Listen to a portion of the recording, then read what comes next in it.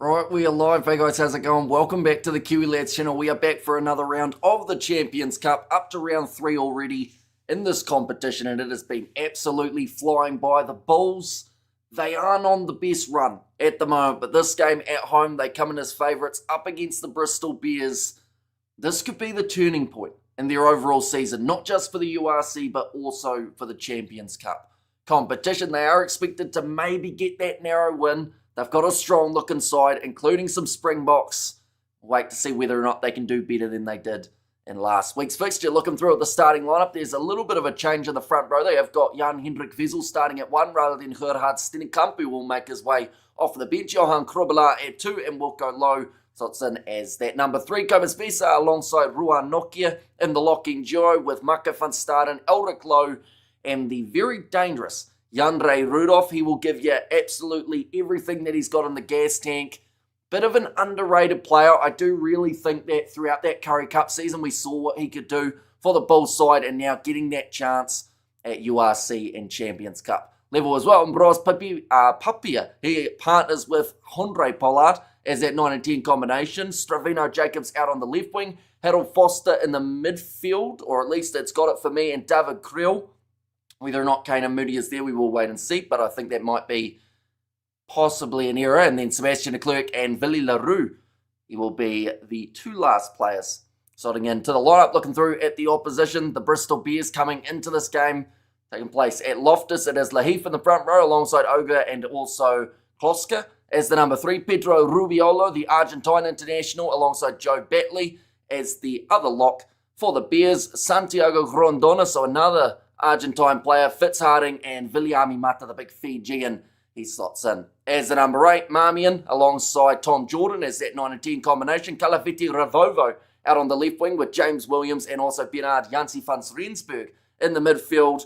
Noah Hewitt and then also Richard Lane as the 15. But these two sides, this is a crucial win at the moment, is the best way of putting it. The way that the table sits at the moment, Bristol, they are sitting on 2 wins from 2, but the big game has taken place a little bit later on for this round. That is Northampton versus Bordeaux. Whoever loses that game, they are then competition for the Bears.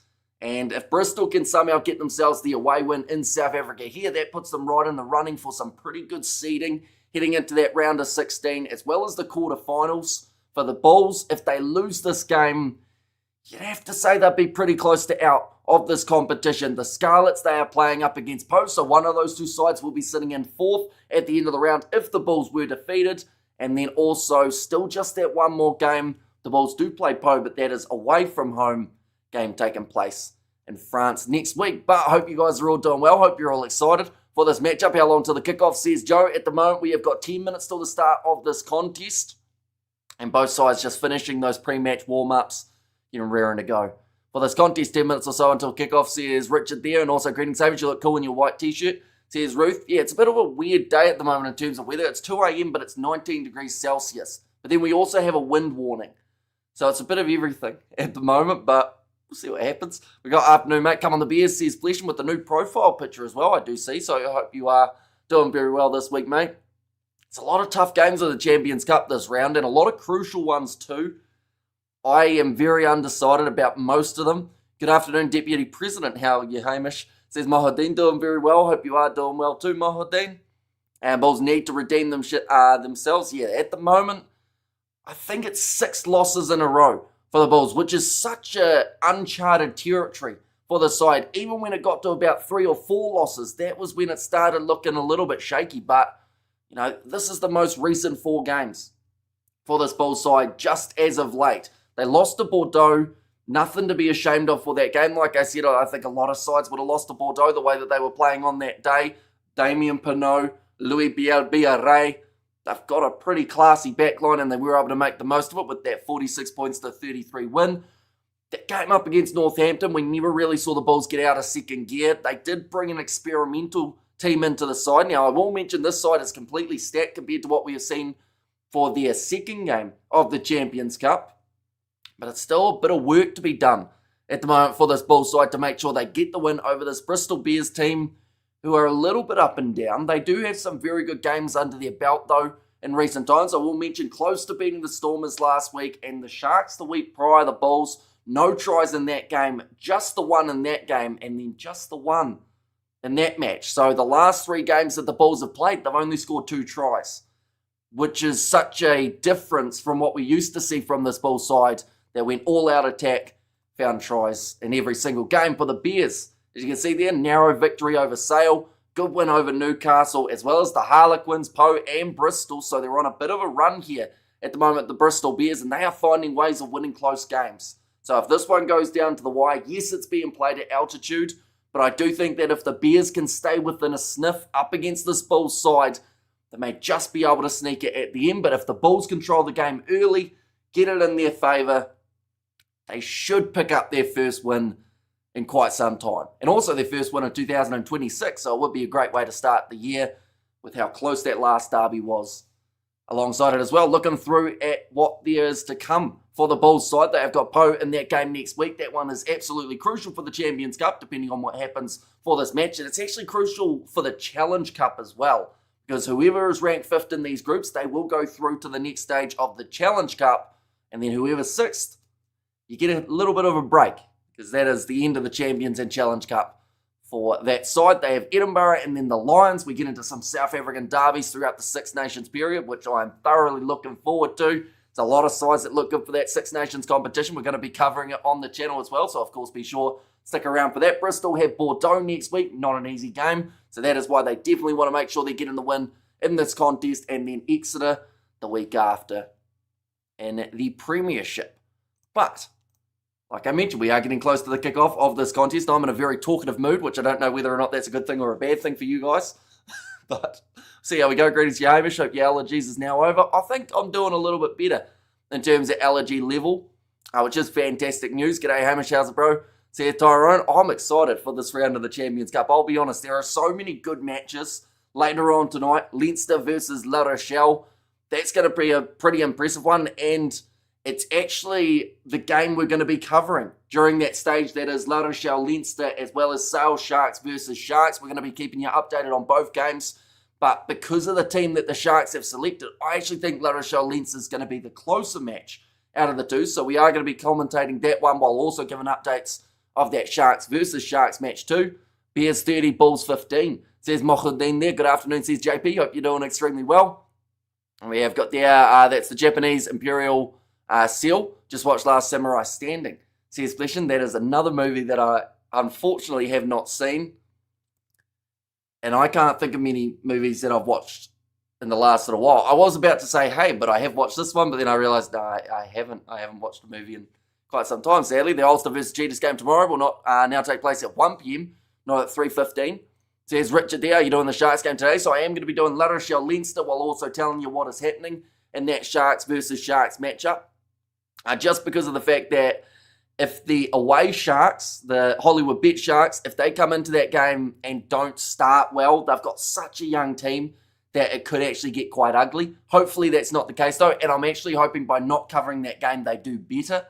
But we'll have to wait and see if that kind of reverse psychology helps them out there. Go the Bulls, says Tyrone. I remember back when the Bulls were the pride of South Africa, the only team contending with the Kiwi heavyweight hitters. And Super Rugby, says JP. Yeah, times have changed a little bit for this Bulls side, but the thing is, they've got the foundation still. Like, you look through at the starting lineup to my side, there is so much world class. There are about 10 Springboks across this team. There is more than enough talent to be able to get something going.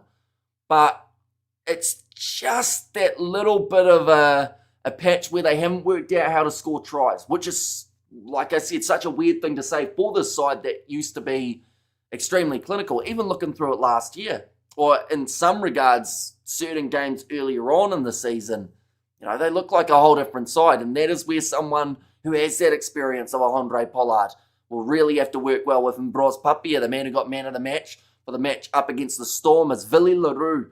What is he going to do out here today? He's got a lot of people on his back questioning whether or not he should be in the starting 15. But if he can have a solid game at home here, help the Bulls get back on track. Maybe it looks a little bit shaky for the URC, but if they can get some sort of silverware from the Champions or Challenge Cup, perhaps that helps out a struggling Bulls side for the season. But seriously, it's just one game away for the Bulls, and they could find their rhythm. Are you doing the Stormers tomorrow? I certainly am. And then also hoping to do Bordeaux versus Northampton after that. How's everyone doing? Almost happy New Year's, says Padza. I had to read that twice. I guess we are 355 days or so away, or a little bit less than that, from the next year starting up. And that would be the World Cup year as well, so that's a little bit exciting.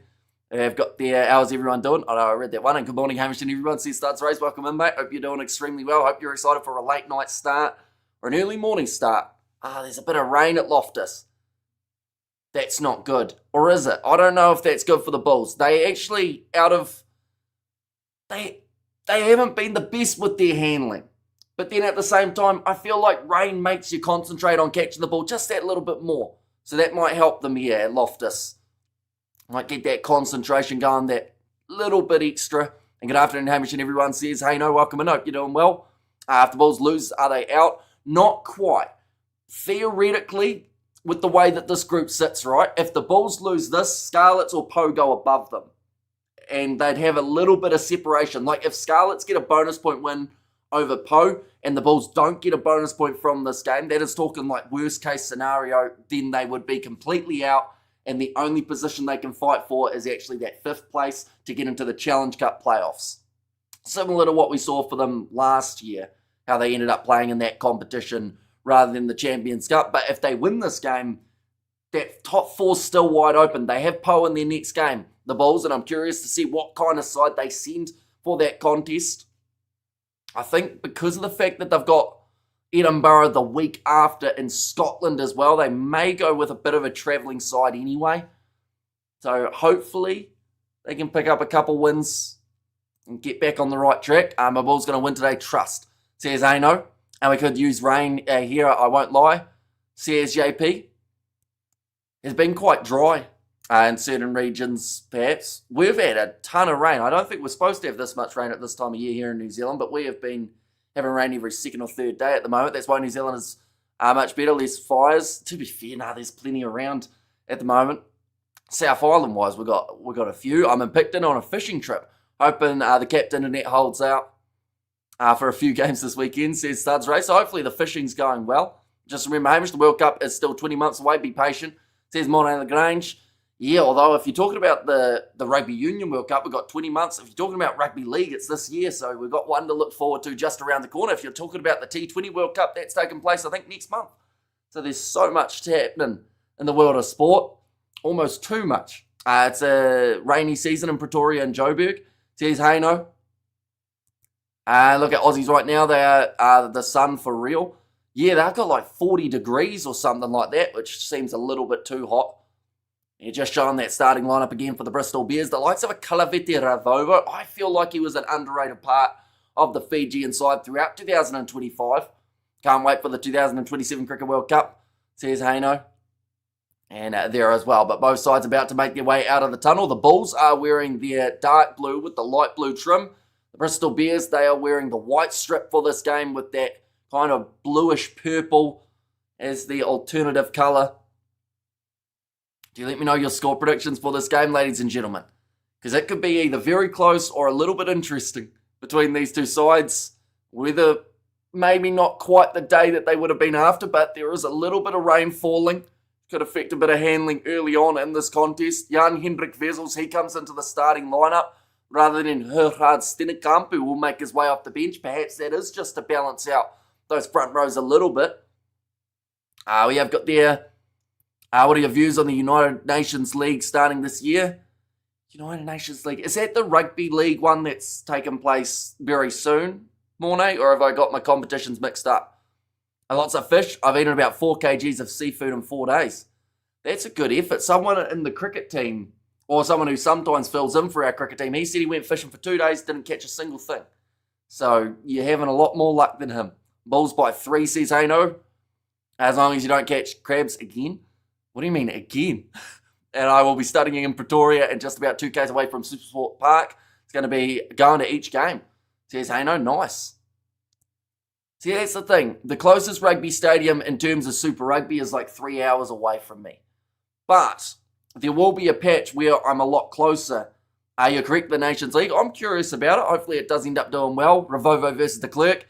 Yeah, that's a good matchup, to be fair. But now 2 seconds remaining. We are underway for this contest. The Bristol Bears, they will be kicking off from right to left to get us underway for the first match of today. But nicely taken by Ambros Papia. Gives it off to Eldrick Lowe.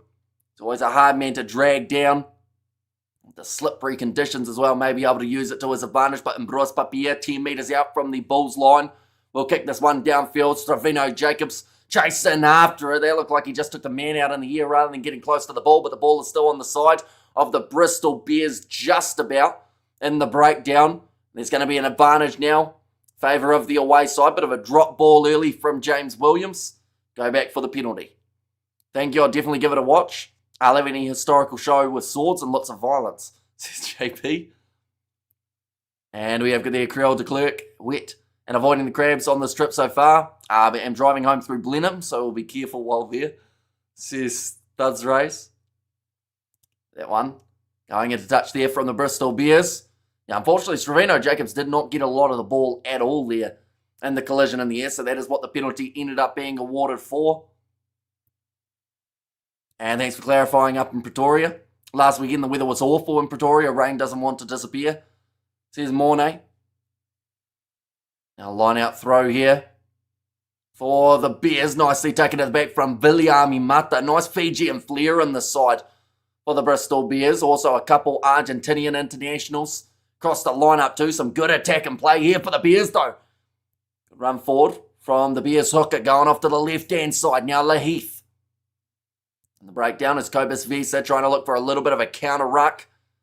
Can't quite get it going, but on the short side, the Bears with the inside pass. That is something I feel like they're going to go to quite a few times throughout this match. Throughout the first 2 minutes, they've already used it 3 times. Captain now, Fitzharding.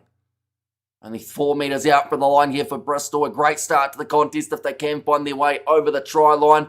Right from the get-go, Santiago Rondona almost held up by the Bulls. 5 metres out from the line, still here. Laheath, he's going to go himself. Pick and go, Johan Krubela. Manages to drag him down. They're very close though, the Bears. Only maybe a metre or so out from the try line. Going off to the right-hand side, the back line. Movement, short little pop pass up. That is a great play. And Bernard Janse van Rensburg scores the first try for the Bears. And just like that, they're on the board, away from home. And the sun's come out. For half a second, it looked like it was a little bit sunny at Loftus. But it will not be a sunny day if we do see the Bulls lose another match here. They just went with a short pass, middle of the field. That little pop-up into the hands of Janse van Rensburg. Celebrate scoring that try between the posts too, so it will be a nice, easy one to be able to convert. It's not the start that the Bulls were after whatsoever here. And that does hurt big time. Stormers only play tomorrow against the Harlequins exactly this time, says Monet Lagrange. That is true. That is the first of the 3 matches, I believe, for tomorrow. Some brilliant ones that are taking place. And unbelievable, says Ruth. And can you crab walk or do you prefer to crab walk, says Xander. And we have got there, Bulls must respond ASAP.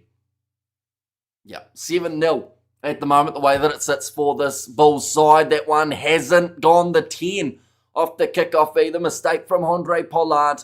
And it does give the Bears the scrum feed on the halfway line. Ouch, that was mildly clinical from the Bears.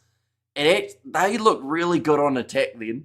And I know that that's not what the Bulls want to hear at this stage of the contest. But they look like they had a lot about them on attack. Like those little pop passes were so good. Definitely that inside ball, it was just creating so much space. And, there were probably about 3 players who they could have used in that scenario. Good morning, still waiting for the 7, says Katzenell. Now, there is 7s next week, but it isn't the main competition. I believe it is it's either the secondary or the third comp. I think it might be the third comp because Samoa are playing in it. So, yeah, I'm hoping to cover that one on the channel with a little bit of luck if it's being shown here in New Zealand. Quick tap taken here by the Bears due to pushing a little bit too early from the Bulls. Kicked him behind from the Bears winger Hewitt. He's got Billy LaRue on him who does kick it into touch but doesn't get a massive amount of distance on it. And now 20 metres out from their line, The Bulls have conceded another line-out. Can I ask a question? Did the Bears ever lose to the Bulls? I'm not actually sure what their head-to-head record is between these two sides, but I can tell you right now, the Bears have come out with a vengeance in this contest. Bulls should get a new coach, says Zorro. And how's life in the fast lane, says Big Rig Joe. Doing very well. Hope you have been enjoying a little bit of rugby, a little bit of a break as well over the Christmas period. Back and rearing to go before the Six Nations. Nicely taken by the captain there for the Bears. Going off to the left-hand side. Little pop pass up again. That is such a good, effective way of making meters by the looks of it. Now popped him behind to Viliami Mata. 10 meters out from the try line. Up again. Oh, beautiful step there from Laheath. He goes over and they get 2 tries in 5 minutes. This was not supposed to happen the way that it is happening at the moment for this Bulls side. Why isn't Lewis Rees-Zammit playing for the Bears? Says JP. Is he at the Bears or that Red Bulls side? He might be at the Bears, isn't he? Injury? Maybe. Bulls getting gilded. Rassi must coach the Bulls, says Mohardin. Oh, lordy lord. Says JP. That is the second try. Laheath scores it. I can tell you right now, he wasn't supposed to score in this game. I saw that he was one of the highest in terms of odds of scoring. Paul was dead wrong. This is tragic, says Katzenel. The good news is the game's not over yet, but it's 14-0 already after 6 minutes. I underestimated the Bristol Bears. They are very good, to be fair. I think a lot of people did. I thought this game was going to be close, but this actually seems like it could go the team who was the underdog. Oh, that's a big kick off from Andre Pollard going 5 meters out from the Bears line. Just trying to get a bit of territory here. It's a brilliant clearing kick, though, from the Bears just out from their goal line. Turns it into a 45-meter scrum. 45-meter line out. Terrible season for the Bulls. Jake is laughing. Says Zorro. Laheath hit that line like an inside centre. He did. He absolutely smashed through. You wouldn't have thought it was a loose head prop, but a very effective run from the big man. Didn't Scotland do this against the Pumas and still lost, says Big Rig? That is true. We have seen sides get a big lead before. We saw the Lions leading 15-0 in their match to then almost lose it, although they did come back and win. Missed pass from Billy LaRue. It's going to be a foot race. Sebastian de Klerk is going to... No, he misses the tackle. The Bears are 21-0 up after 7 minutes of this game. All or nothing. This is podcast. Yeah, he's going to be very happy about this game. I can tell you that right now. 19-0. I maybe gave him the conversion a little bit early. But this is unbelievable from this Bears side. This is absolutely insane. Billy LaRue tries to pass out left. It was read like a book. And Hewitt gets through Sebastian de Klerk. Finishes it off. When you're off, you're off. And this Bears side are certainly on. This is getting funny, says Sean. Get Philly off the field, says hey no. I don't know what to say anymore about this. The Bears are 1 try away from a bonus point, and we're 8 minutes in, and they were underdogs. Ackerman must leave, and his coaching staff says Zorro. Is it too late to send Jake White a sorry message? Say, mate, can you just come back for a little bit because this isn't going well. Shocking from us, we are still in the hotel, and Pat Lam Magic. Pat Lam is a great coach, to be fair. And he has got this Bears side ready to try and get a win here. They're up 21-0. And the thing is, the Bears, the minimum they can get from this game, if they score one more, I would say is 2 points. Away from home, now running sideways, passing it off. There's just always a man there where they're trying to pass. Jansi finds Rensberg, goes for a kick in behind. Ball in the hands of the Bulls. First time that they get the opportunity to get an attack going. Billy LaRue passes it across to the left-hand side, finds Bosta Yandere Rudolph, gives it on the outside. That looked a little bit high from Viliami Mata, but they say it was on the chest. Bros Papia on the halfway line at the moment here for the Bulls. They just need some possession and some form of getting back into this game. Billy LaRue, short pop pass to David Creel. Good defence from his opposite number, popping it up, goes to Billy again. Cross to Ruan Nokia, rough pass, goes backwards. For Jan Hendrik Vezels. Caught napping, says Jeff. That's disastrous for the Bulls. I'm shocked, totally shocked. Little chip in behind, though. Chance here for the Bulls to get something going. It's nicely claimed at the back from the Bears. Chance to kick this one downfield. Looks like instead they are going to run it. They have been pretty attacking throughout the first 9 minutes, as expected when they have 3 tries on the board. A late shot there from Elric Lowe, but a kick downfield from the Bears into the 22 now. Sebastian de Klerk gets to run this one up from his own area. Oh, he was almost lined up by Viliami Mata there, but a missed pass does mean that that ball is bouncing for the Bulls.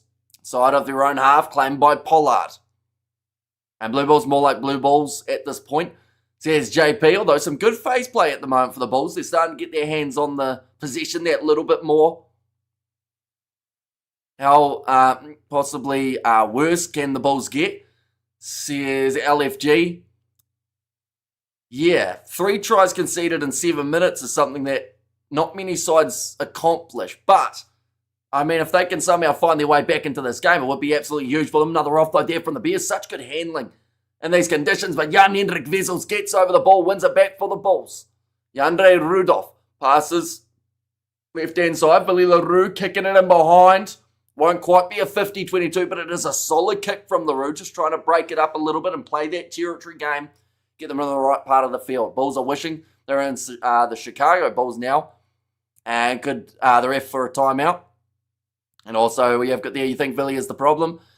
I think that Villy isn't in his best form, but I also think that there is more than just one player who isn't quite pulling the weight for this Bulls side. You look at those first 2 tries, Villy wasn't even involved. Yes, that interception pass wasn't the best. That got the Bears their 3rd try in the 7th minute. But before then, there were 2 tries that, there just wasn't a defensive line, unfortunately. And Villy, why do you kick that ball? I think it wasn't a bad kick, to be fair, to Villy LaRue. They weren't hugely going forward. The last thing that they wanted was to have an interception to the opposition. That one's not straight from the Bears, which now gives the Bulls a scrum 12 metres out from the line. I think it was a good call from Villy LaRue there. It's got them good field position. Now they can create their first real attacking chance of the game. Andre Pollard must retire. He's not so good anymore, says Mohadin. I think he's still a great player. And it's not often that you think that Andre Pollard is a bad player, Mohadin.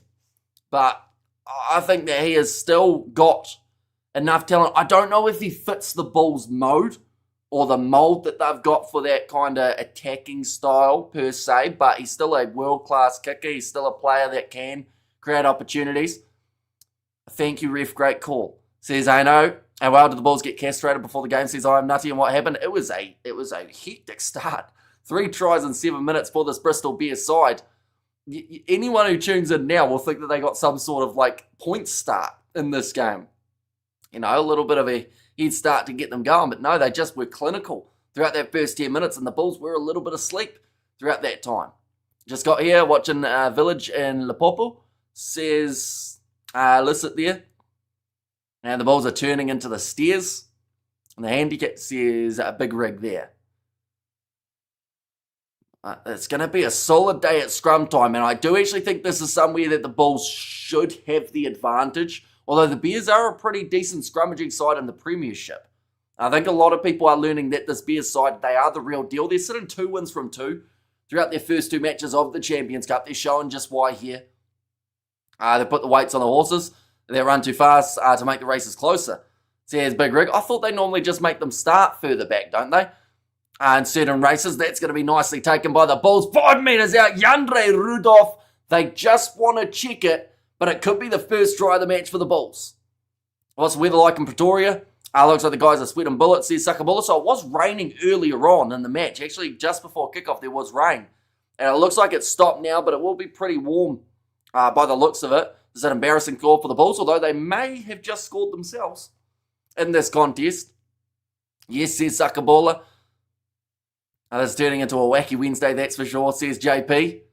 Right, they're going to check this one. I'm not actually sure what they're checking. Maybe for a knock-on. Oh, no, they're checking to see if there's an... Wait. Oh, okay, they're checking to see if there's an offside position from the Bulls, I believe, here. But yeah, they haven't gone far enough back there. Jandre Rudolph, he was always onside. He was a part of that scrum.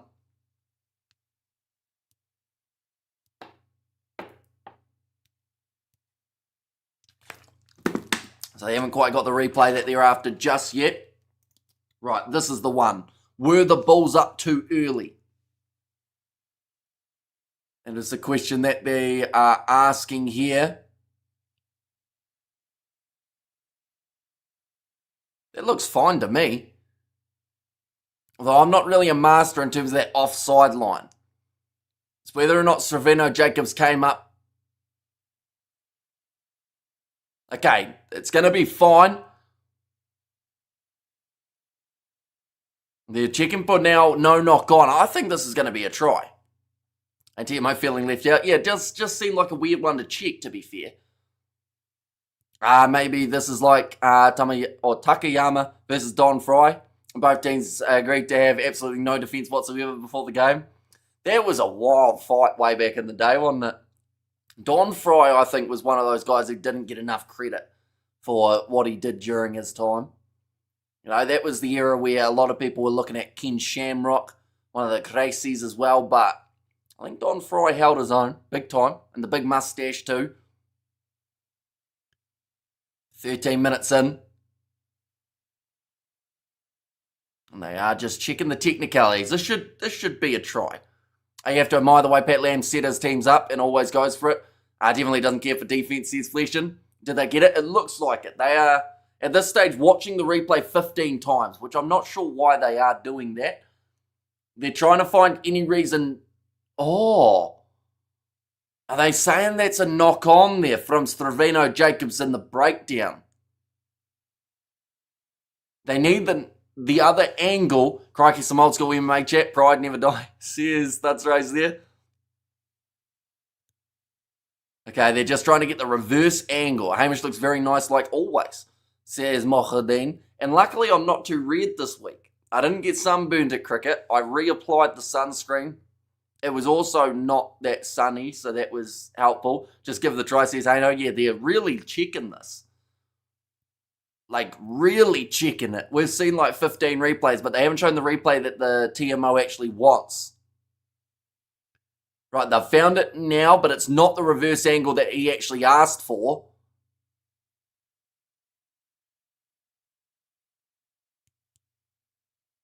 Okay, they're saying there's no other angle. That looks like it pops out the sideways.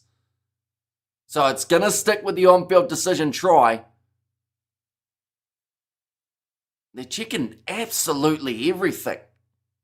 Okay, it's going to stay with on-field decision, and the Bulls will finally be awarded their first try in the match. Come on now, a pity try at least. But that took what, 3 or 4 minutes to come to that realisation that it was still a try for Jandre Rudolph. I gave that guy high praise in the lineup announcements. So he had to do well, and he has started very nicely. Got himself the early try in this game. Now Andre Pollard lining up the kick. Currently 3 from 3 for his opposite. And Andre Pollard taps it over, makes the score 21-7. Well, they really didn't want it to be that, or that to be awarded. Yeah, it just seemed like it was, can we find any possible chance of not giving that? It takes that long when I score 2, says JP. I need 3 more quick tries, says Sakabola. And Don Fry, damn, he's as old as me, says Fleshin. And someone in the crowd just need a toilet, and the TMO did them a solid to stall the game. Tell you what, I butchered that one, didn't I, Big Rick? But yeah, they had long enough to have a toilet break or get themselves another beverage at the ground, and Bros Papier inside of his 22. I'm just trying to think back to that Bordeaux versus Bulls game.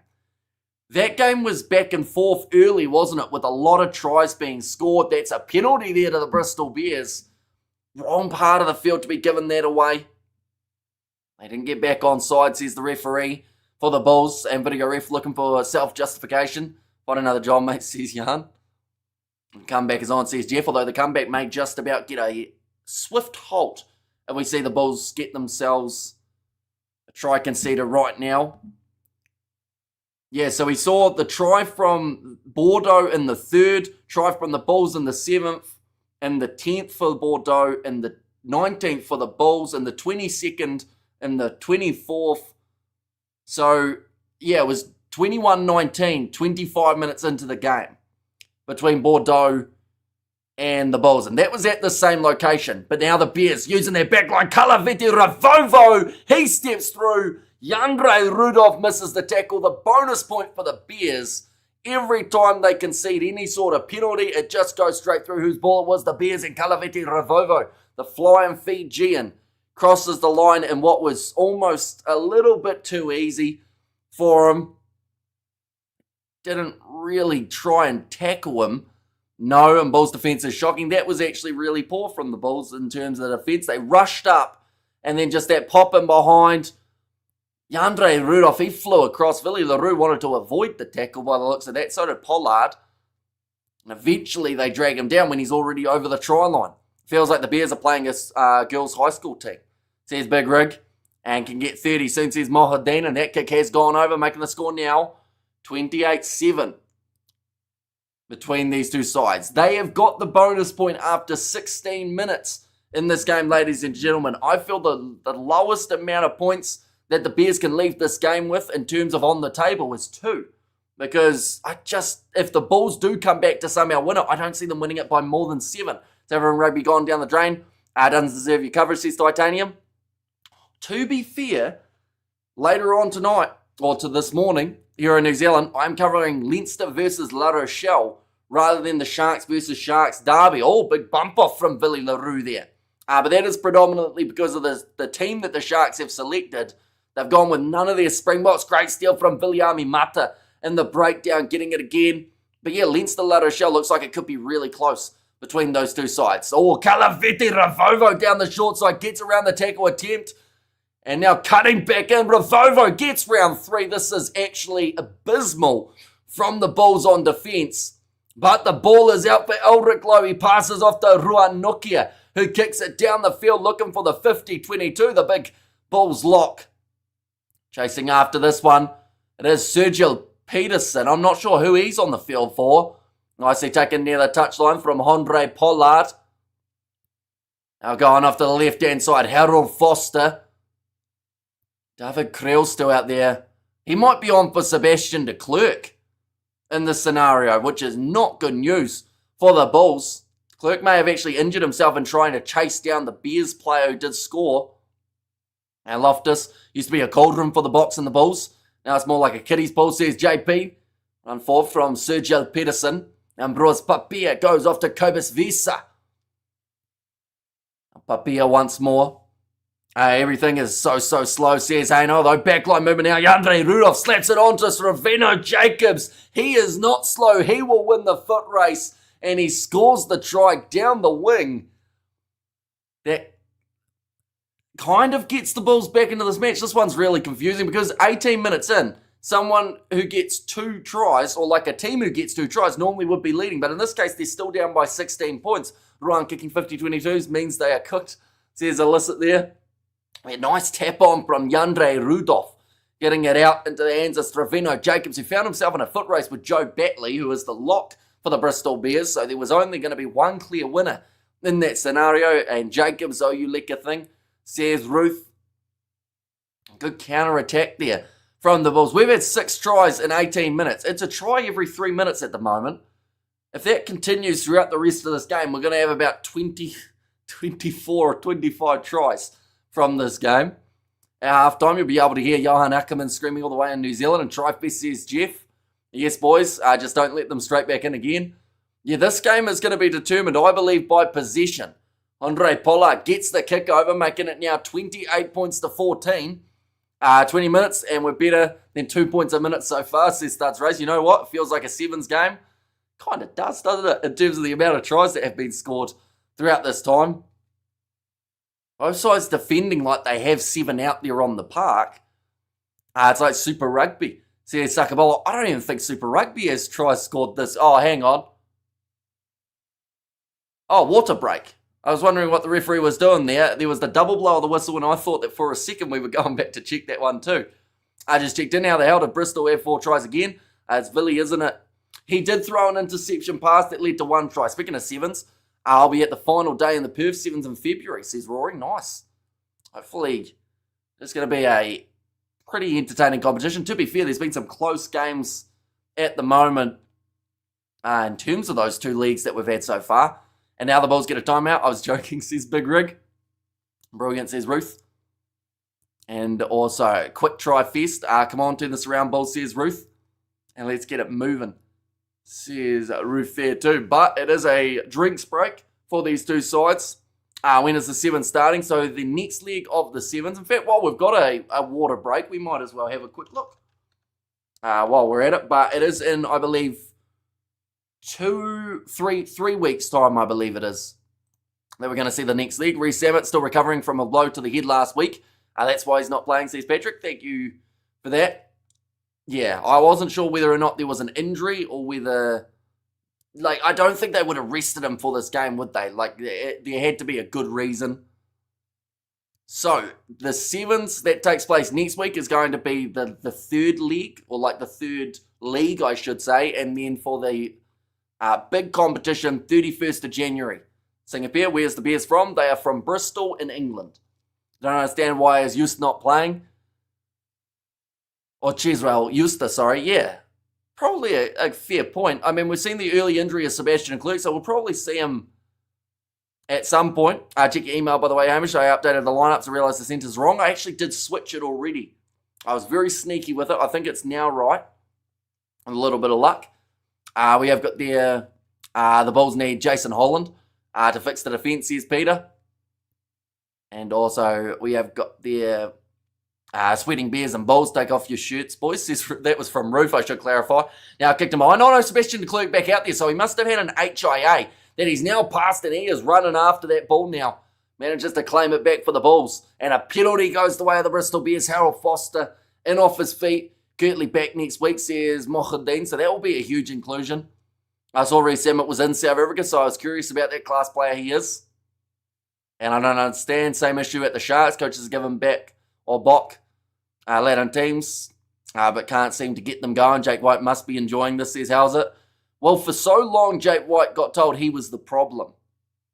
And even if his methods were slightly different at times, like I know that there was a bit of a clash between him and some of the players, but like as much as the players maybe didn't like him, he got them wins. And that is something that we haven't seen just at this stage. And we have got there, can't risk a more severe concussion, says Patrick. It looks like, sadly, for Bernard Jansi van Rensburg, he is making his way off the field. I don't think that is an HIA. That looked like maybe he was limping a little bit. Whose ball? It will be Bristol Bears' ball, 15 metres out from the opposition line. Okay, the commentators have just said maybe it is a knee, maybe it's an ankle, maybe it's an HIA, so they don't know. Same as me. We're now looking for the rolling ball here, the Bristol Bears. Every time they've gone for a bit of a set piece straight off the back, they've managed to get some sort of impact going. Kalaviti Ravovo, and showing how dangerous he can be with ball in hand now. Joe Batley, and he tried to chase down Stravino Jacobs to no avail.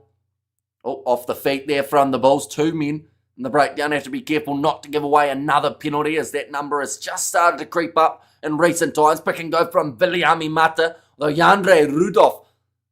Oh no, it was actually Jan-Hendrik Vezels who got in there, trying to rip that ball away, wasn't quite able to get it. Calaviti Ravovo is set up right on the wing on this left-hand side of the field, but for now, they're going to continue using the forwards. Not exactly a bad player to replace Jansi van Rensburg either. They've got Matthias Maroni, another Argentinian. Oh no, advantage offside against the Bulls. That is what they really couldn't afford to do. Lord, don't make me visualise this. There's JP now passing off to the right-hand side, firing it in behind, thought about going wide, nice shuffle with the feet from the fullback, now passes one more, and they'll score again in the corner. Noah Hewitt has 2, and the Bears have 5. 22 minutes in, we're still continuing at a try every 3 or 4 minutes of this contest. This is going to get checked, just because it was right in the corner, but has he got it?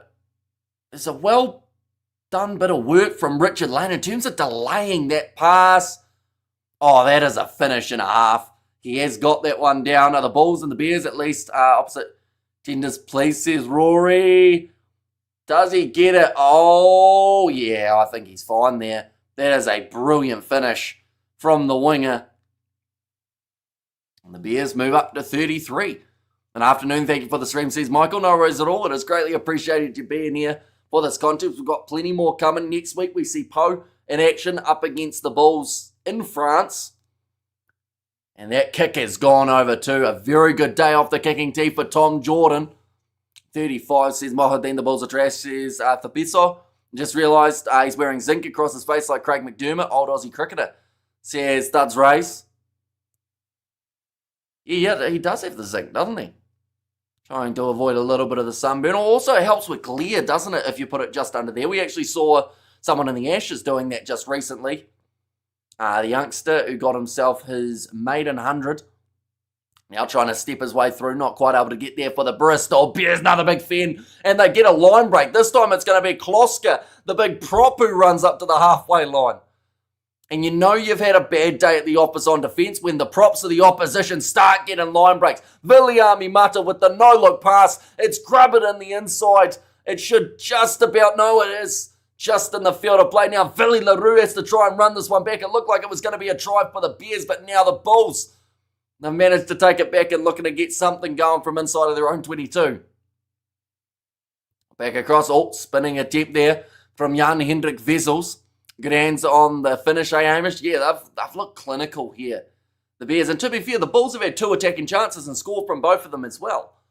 But it's just that the Bears have had more throughout those first 24 minutes. This has been one of the most hectic games of the Champions Cup, I think, so far. In terms of just the unpredictability and the insane tries we've been seeing. Bulls are tearing the Bulls apart. Bears are tearing the Bulls apart. I feel like all cricket fans were disappointed with the Ashes. I've heard almost nothing but complaints over something or another. And the Aussies lost money. Yeah, see, I think the only...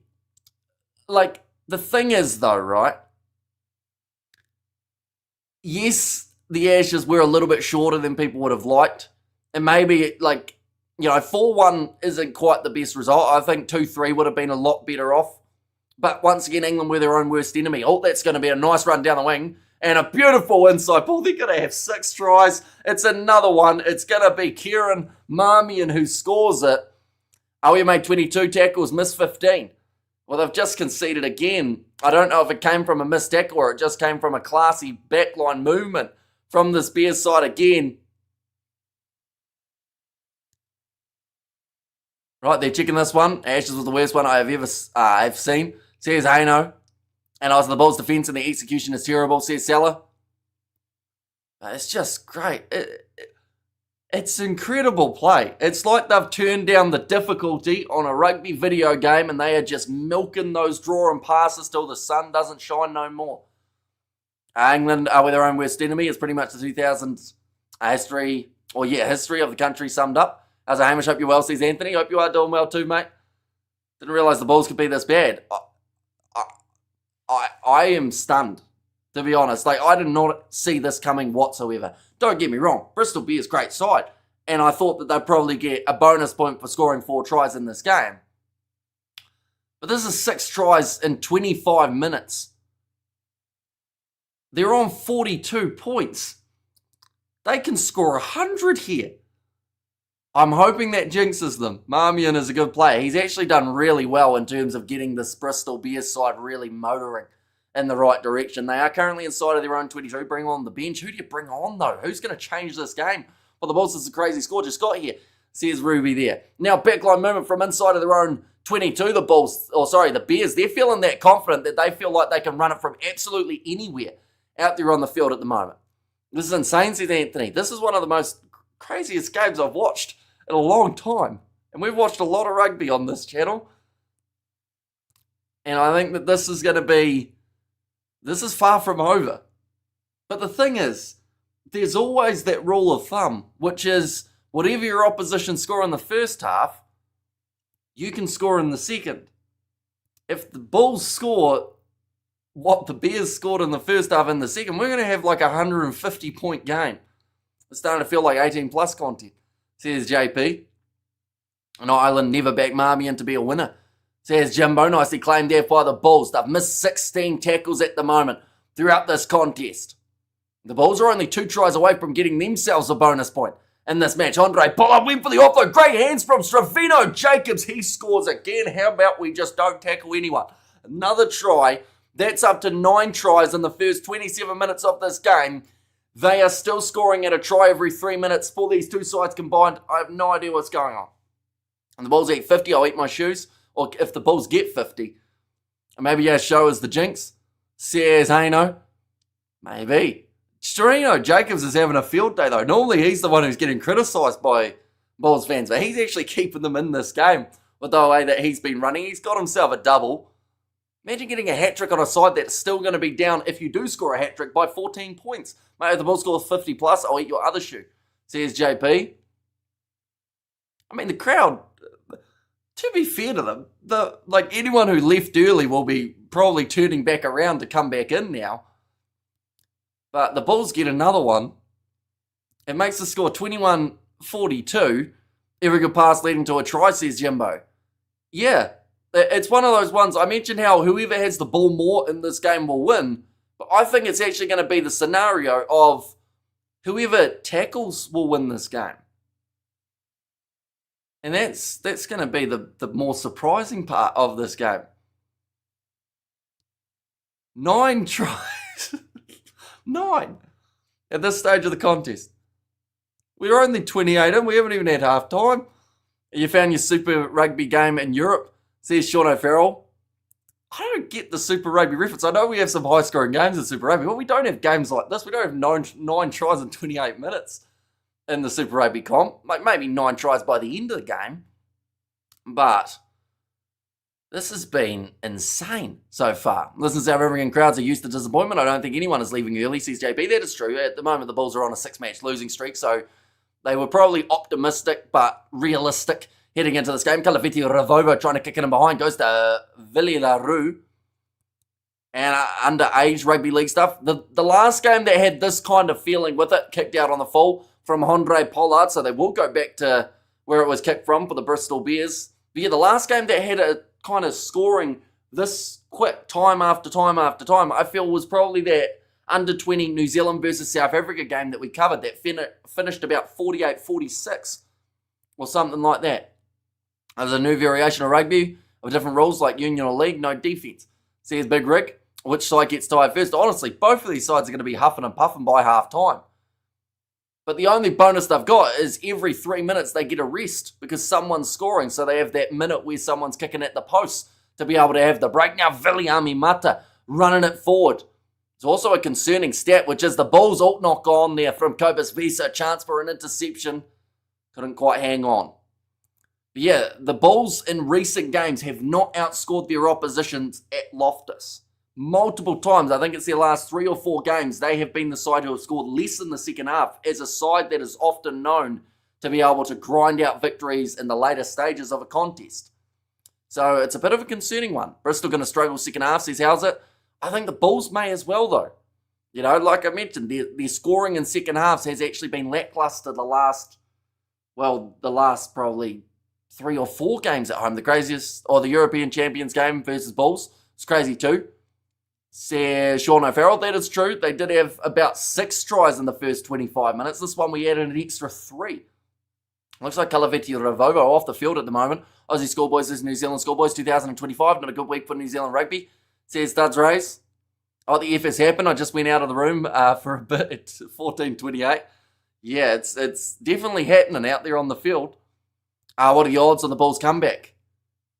That's a good question. I feel like any betting agency for this game would be smart to just turn off the odds for the matchup. But at the moment, we'll see whether or not the TAB here in New Zealand have it. They do. The Bulls are only $4.20 underdogs. And the Bears are $1.20 favourites. Well, that's going to be a free kick on the way of the Bulls. Theoretically, they are only 3 converted tries down. They have got possession now. The same odds as the Sharks comeback. Well, to be fair, the Sharks are double that odd. Which is crazy to think. Is the score correct? It is. We've had 9 tries in 31 minutes. It is the correct scoreline. Bristol have already got themselves a bonus point from this game. The Bulls are losing by 21, but they are 1 try away from their own bonus point for 4 or more tries. Now the Bears in possession. Little flick pass out the back door. Thought about the offload. Can't quite get it away. We see someone like a Maka van Staden really starting to get their way. I know I'll put money on the Bears at $1.20 right now. Said Studs Rays. I mean, I have $1 in my TAB account. And that's only so that I can continue watching games through TAB, because they actually have a few matches that get shown on there for different sports. But now Sebastian de Klerk going off to the right-hand side. Thought about the pass, but Calaveti Ravovo lines him up. Slows him down. 40 metres out. Vili LaRue. Oh, no look pass to Copus Visa. Pedro Rubiola was looking up. Possibly could have been an interception chance. Wilco Low now colliding with Viliami Mata. Ambros Papia goes to Ruan Nokia running the inside line. Skipper dragged down. Jan Hendrik Vessels. I would say if the Bulls can be within 14 heading into halftime, they still have a chance to put a fiver on the Bulls. Says Haino. We have got their... you're looking absolutely fabulous again. An awesome energy. Flick pass out the back door. Definitely a tough day at the office. Says JP. There it's going to be the knock on now. Oh no, TMO call.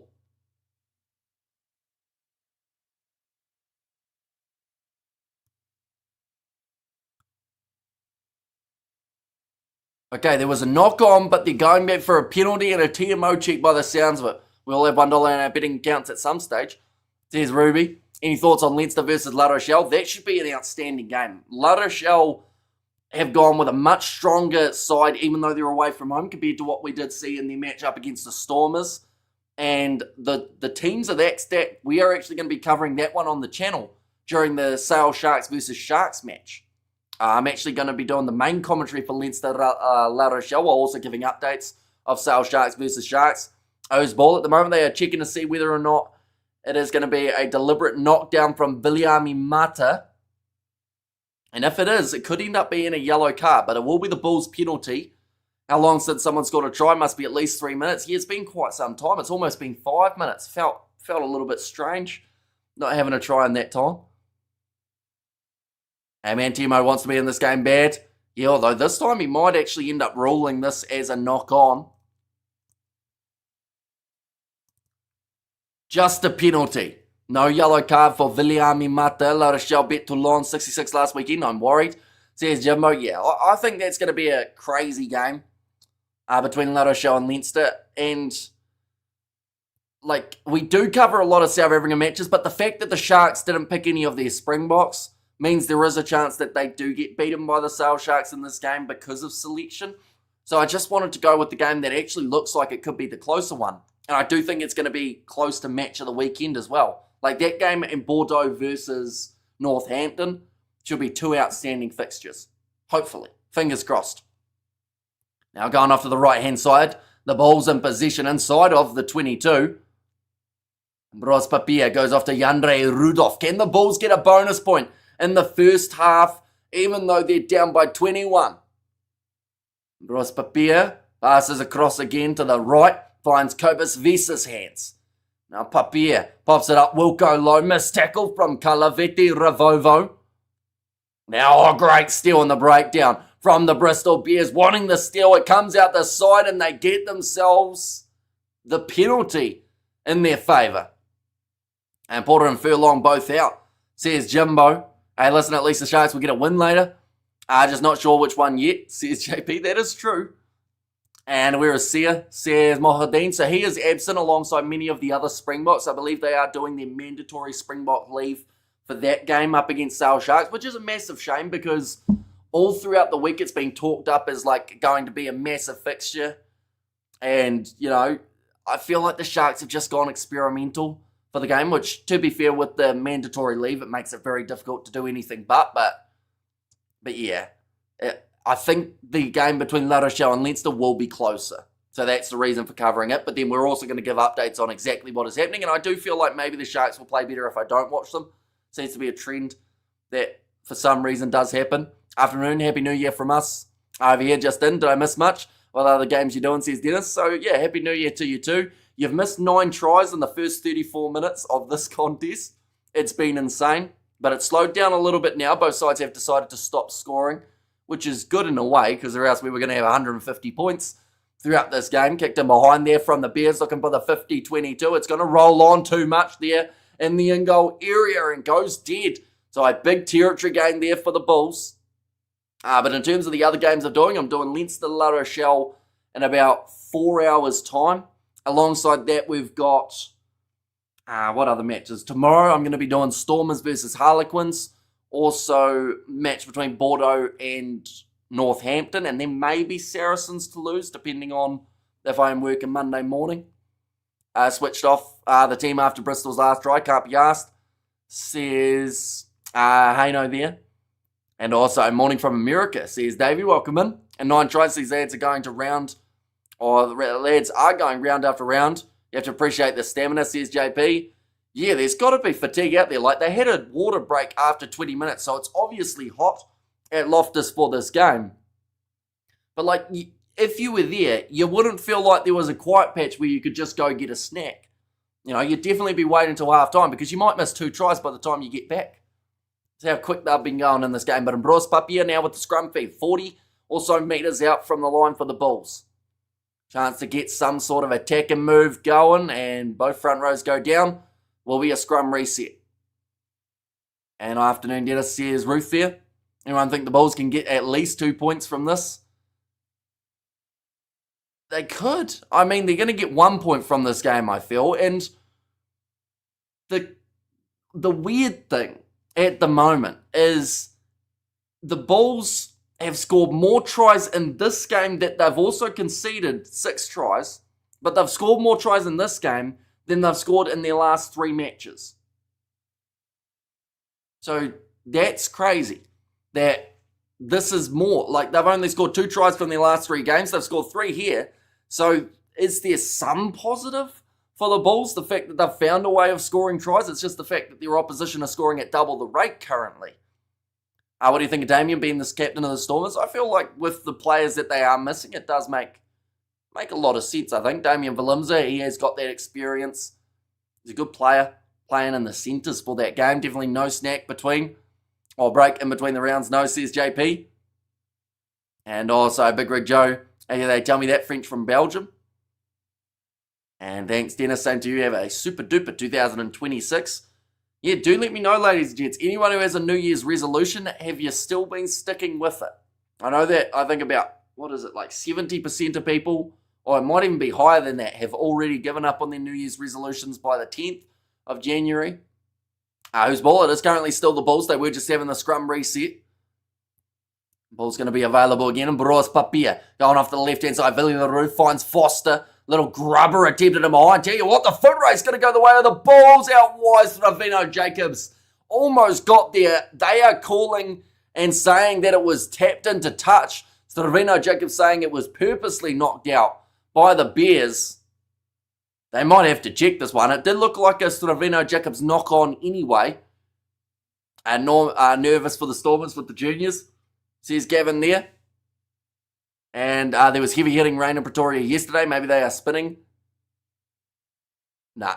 I think that is just Ravino Jacobs going, I didn't quite get to that ball. Like, don't get me wrong, the Bristol Bears player does make a play at that ball. And he does tap it. But I think that Ravino Jacobs, had he got 2 hands to that ball, would have been able to catch it without a problem. Oh, they are still checking it though, to be fair. Okay, so they're saying that the Bears have slapped that one into touch, which I think that was the intention, but I don't think he got much of it. I feel like this is one of those ones that either the Bears will be disappointed or the Bulls will be disappointed. I don't think both sides come out of this thinking, yes, that was the right decision, which is what we love, a nice 50-50 in a game of rugby. Even though the Stormers have rotated, they still be able to put in a good performance, and penalty definitely sees Jimbo there. Right, so Ravino Jacobs. See, the fact that it hits Jacobs' hand first, I think might save the Bears player. Had he got first touch to it, they'd probably argue. But you could argue that any time a player is on attack, and you can slap it out of their hands. Oh, did he? That angle looks a little bit different. That behind angle might show something other, maybe a fingertip to it first for the Bristol Bears player. This possibly could be penalty try then. The way that it sits. Send him off, please. Says Haino. Right. Does he get first touch or does Jacobs get it first? Oh, it's almost simultaneous from that angle, but I think the behind angle showed that the Bears player, then they were holding hands. It was quite a cute moment. But, okay, I think maybe Bears 15, Richard Lane may have just touched that one first. Thinking that the Bulls need to watch the Tai Chi ads on your channel. They need to learn how to defend themselves against the TMO.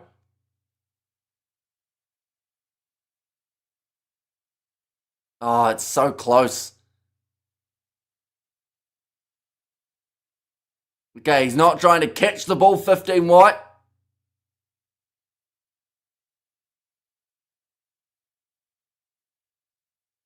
Yellow card and penalty try for the Bristol Bears there. A red card penalty try in my opinion. I don't think they give a red card for slapping the ball away. Not normally anyway, unless it's in the in-goal area. We've seen that for Quinton Strange for the Crusaders. We have got their Ben try and yellow, says Jimbo.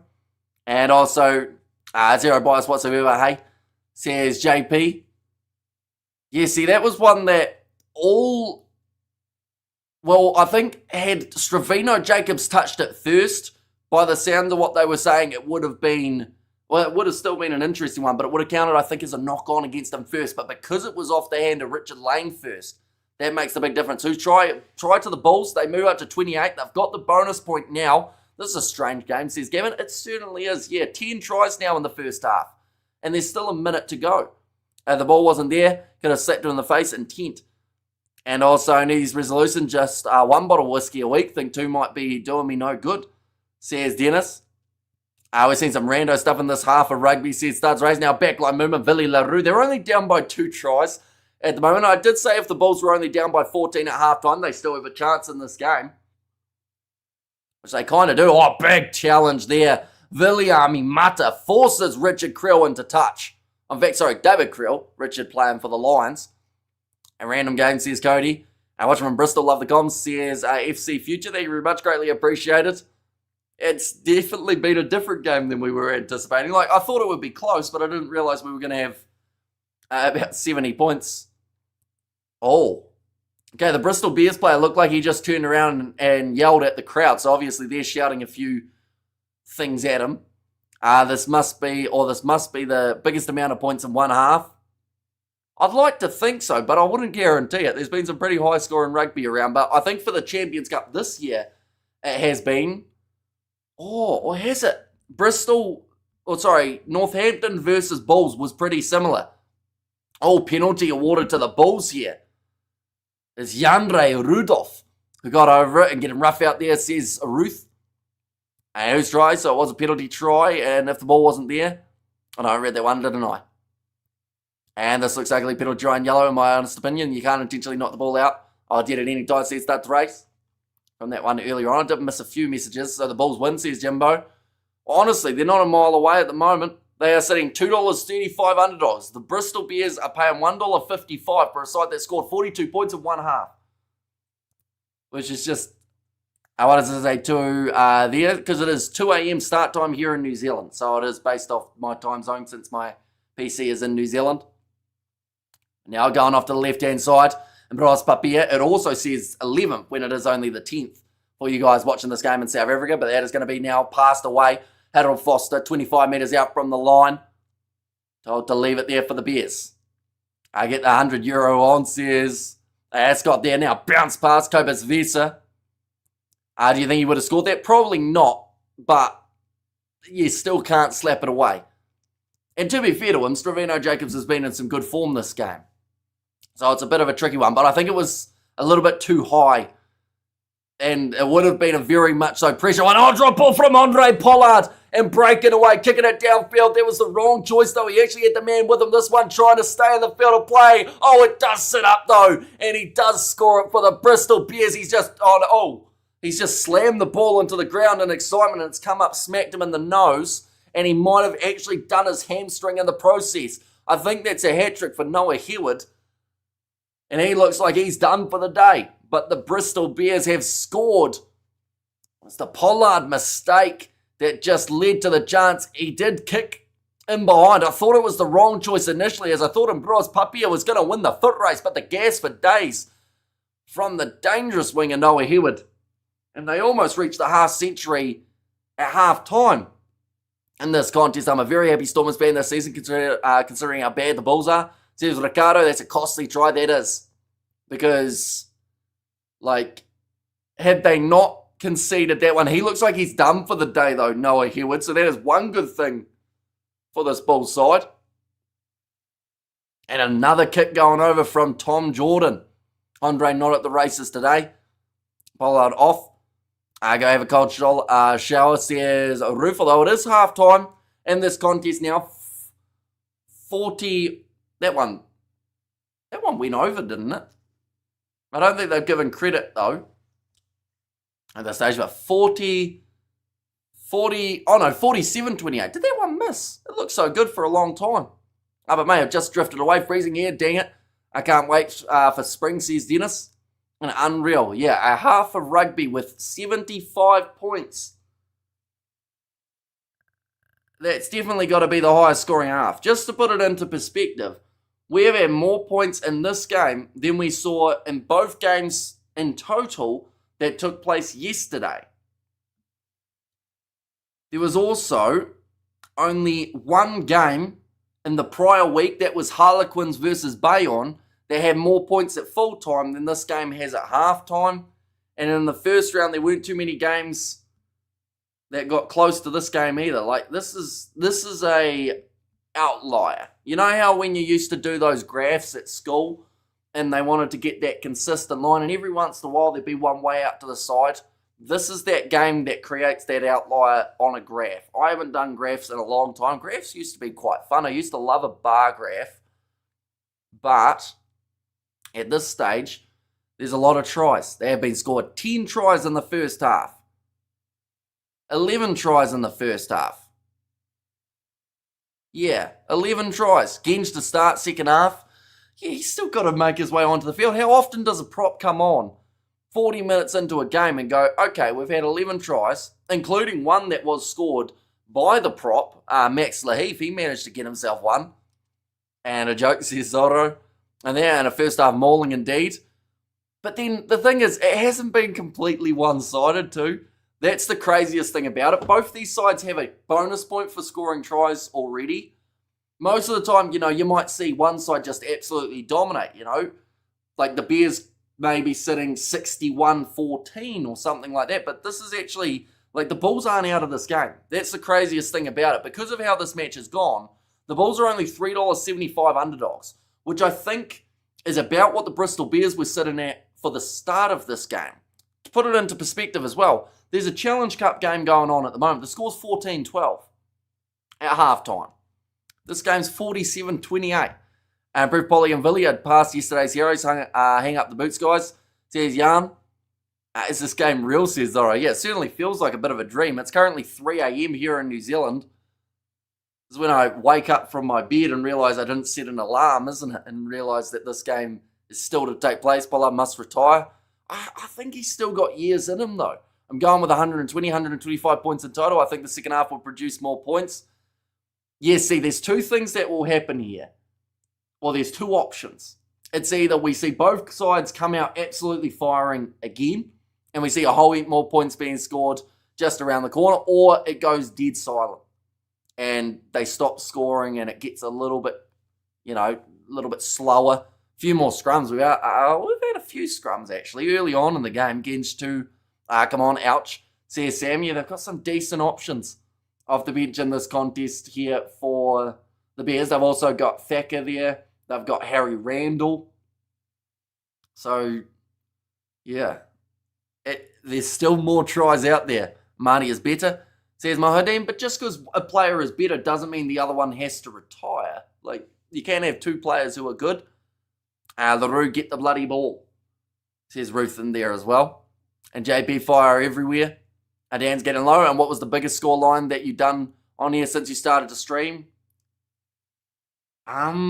We've seen a side, I want to say, reach the 70s before. Although don't quote me on who it was because I can't quite remember. It may have been a Super Rugby game. And then, actually, to be fair, we've done some big international games. Italy versus New Zealand comes to mind from that last Rugby World Cup. 2023 NZ versus Italy. What was the score in that one? That was 96-17. I would say that was the highest scoring game we've covered on the channel that I can think of. This is definitely the highest scoring Champions Cup game we've covered on the channel if they continue at this rate. If they don't, then different story, of course. George Dammett's almost down to 40%. Heavy water restrictions stay strong. Says JP, if they don't concede that last try, I have to fancy the comeback. Don't know now. Yeah, now they have to really start the second half well. Because down by 14 at halftime, I said they're still well and truly within a sniff. Being down by 19 hurts that little bit more. But then I guess you still need that extra try anyway. Go Bristol. Teach them what a backline is for. Says Mike. Yeah, and I still think whoever learns how to tackle in this game is going to win this match. As well as whoever has the ball more. A year ago with Heineken at the wheel, Bulls were unstoppable. And it's Pat Lam. He's just a fun coach who wants to entertain, says Fleshin. And Pollard could kick them home on pins, says Sam. Pollard has his kicking boots on. He seems more barefoot at this point, says JP. Although he is still 100% off the tee, which is rather impressive. Tom Jordan, decent kicking day. He is sitting 6 from 7 at this point in time.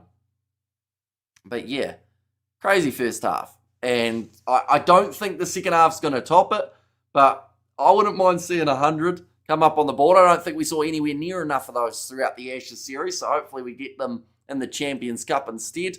Looking through at what has come, they've got Poe next week for the Bristol Bears. Now, from this game, they could receive, for one bonus point at the moment, so that would put them currently still a little bit in the threat of missing out on the Champions Cup round of 16, but it is actually a crucial point because that gives them the ability to catch up with the Scarlets if needed next weekend. Then they have Edinburgh and then Lions as their next contest taking place during Six Nations time. That looked like it was almost starting to rain again at Loftus. Or maybe not. That looked like a few raindrops passed, but there is also sun out at the moment, so very hard to tell what the weather's going to do. But they have got Bordeaux next week, the Bristol Bears. Week after that, playing up against the Exeter Chiefs. So plenty of hecticness still to take place in the contest. 47-28, half-time, plenty more happening throughout this matchup, and plenty more on the line for these two teams. Here is the table that I was talking about. The Bulls, at the moment, they have got the 1 point. They needed at least one from this game because if Scarlets get themselves the win in their next contest up against Poe, then that would help solidify them, and that would almost confirm their place in the next stage. It's those two sides, they don't actually meet in the competition. We have got there when the Storm is playing. They are playing tomorrow, same time as this game started. Hamish, we are bad. This game hurts my eyes. I've switched to the SA20, and I doubt Pollard has his kicking boots on. And I read that one, and could be 70, says Mohadeen, most points scored in one half by one team. Ospreys 54, up against Treviso 7, says My Bad Gaming. And how did the Bulls get so bad so far, says Gavin. I mean, it's a tricky one, isn't it? Because they changed their coach. And, since then it hasn't quite been smooth sailing for the side. But, yeah, it's a tricky one because they still have, like I mentioned, this game they have double the tries that they've scored from their last 3 matches. This game woke you up, says Sean. It certainly did. There's no chance of getting back to sleep now, I can tell you that. For a fact, we have got there, who's the guy that looks 54 on 8th man for the Bulls. That is Jandre Rudolph. He is only 31 years old. Believe it or not. But that man, he puts his body on the line. He also, like you said, he does look a lot older than you would think. But yeah, 31 years of age. Jandre Rudolph, he had a great season for them throughout the Bulls. What's on your shirt? Says Katzenell. It is a Puma.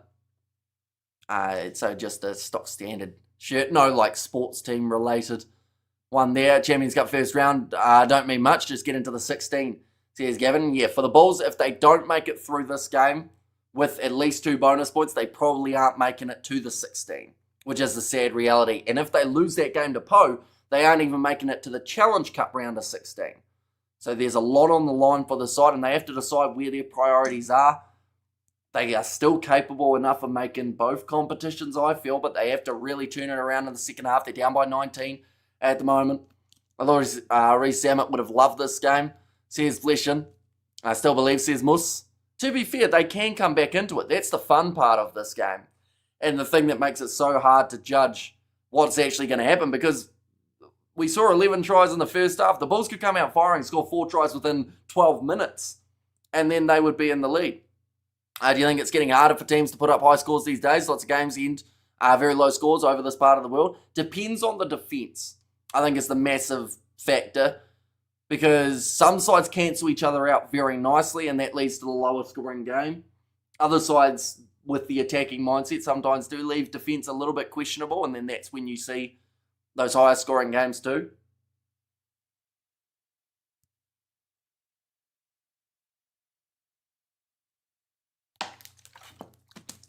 You're looking forward to the Six Nations? I 100% am. And the thing is, the Six Nations, I think the last 2 years, maybe not the last 2 years, but definitely last year anyway, I was away during that first round because of my cousin's wedding.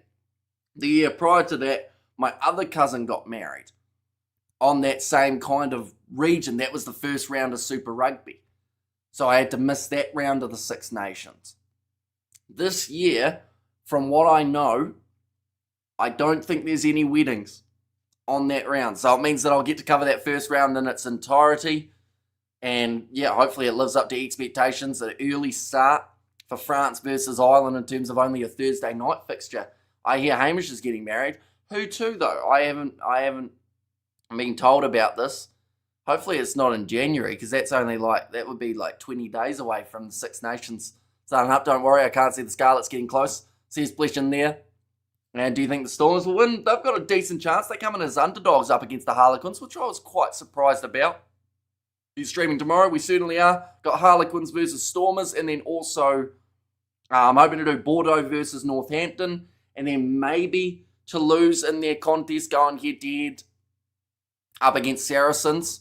And Villiers and Andre Pollard as the best players for Bristol so far, says WLK. And also we have got there straight shots of vodka and a water bottle to stay awake. Same here. Says Salah. Now second half just about to get underway in this contest. 1 second, I am about to sneeze for the first time on this live stream, so I will very quickly mute myself.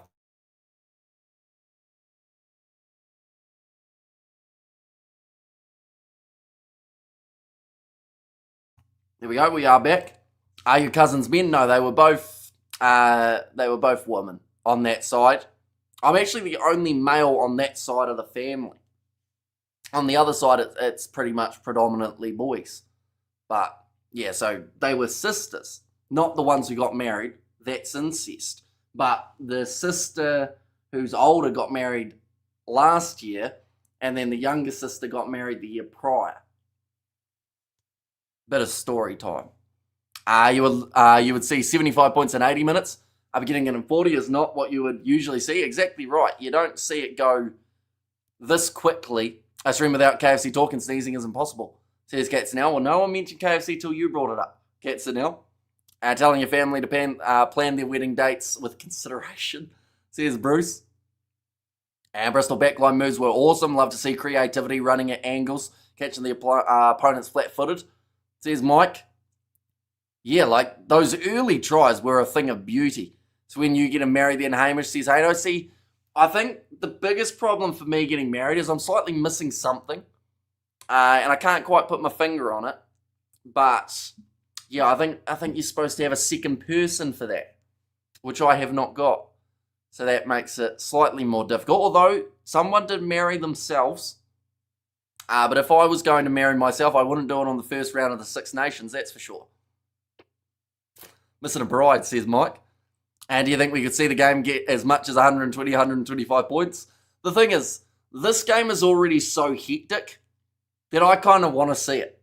Just because of the fact that, like, you've already gone this far of 75 points in the first half, you might as well fully commit for these two sides and just keep on going. Don't get married, it's a trap, says Salah. And we've got the OK New score prediction, 80-50 in favour of Bristol. Got to put a ring on it, Hamish, says Jimbo. And I'll marry myself and Sarah can win the next World Cup, says Katzenell. But 47-28, they have got the two sides back out there on the field. 11 tries throughout this first half. And a yellow card for Bristol, we should mention. So they scored with 14 men. That actually hurts a little bit more. I hadn't thought about that. Honestly, would have been effed by ourselves in the WRU. I'm resigned to becoming the Ospreys home stadium whilst they build their new one. We are gone as a pro team, says Blession. First comes the wedding ring, then comes the suffering. Says I Lollipop. Didn't a girl in Japan marry a robot? Are you saying that I should find a robot to marry?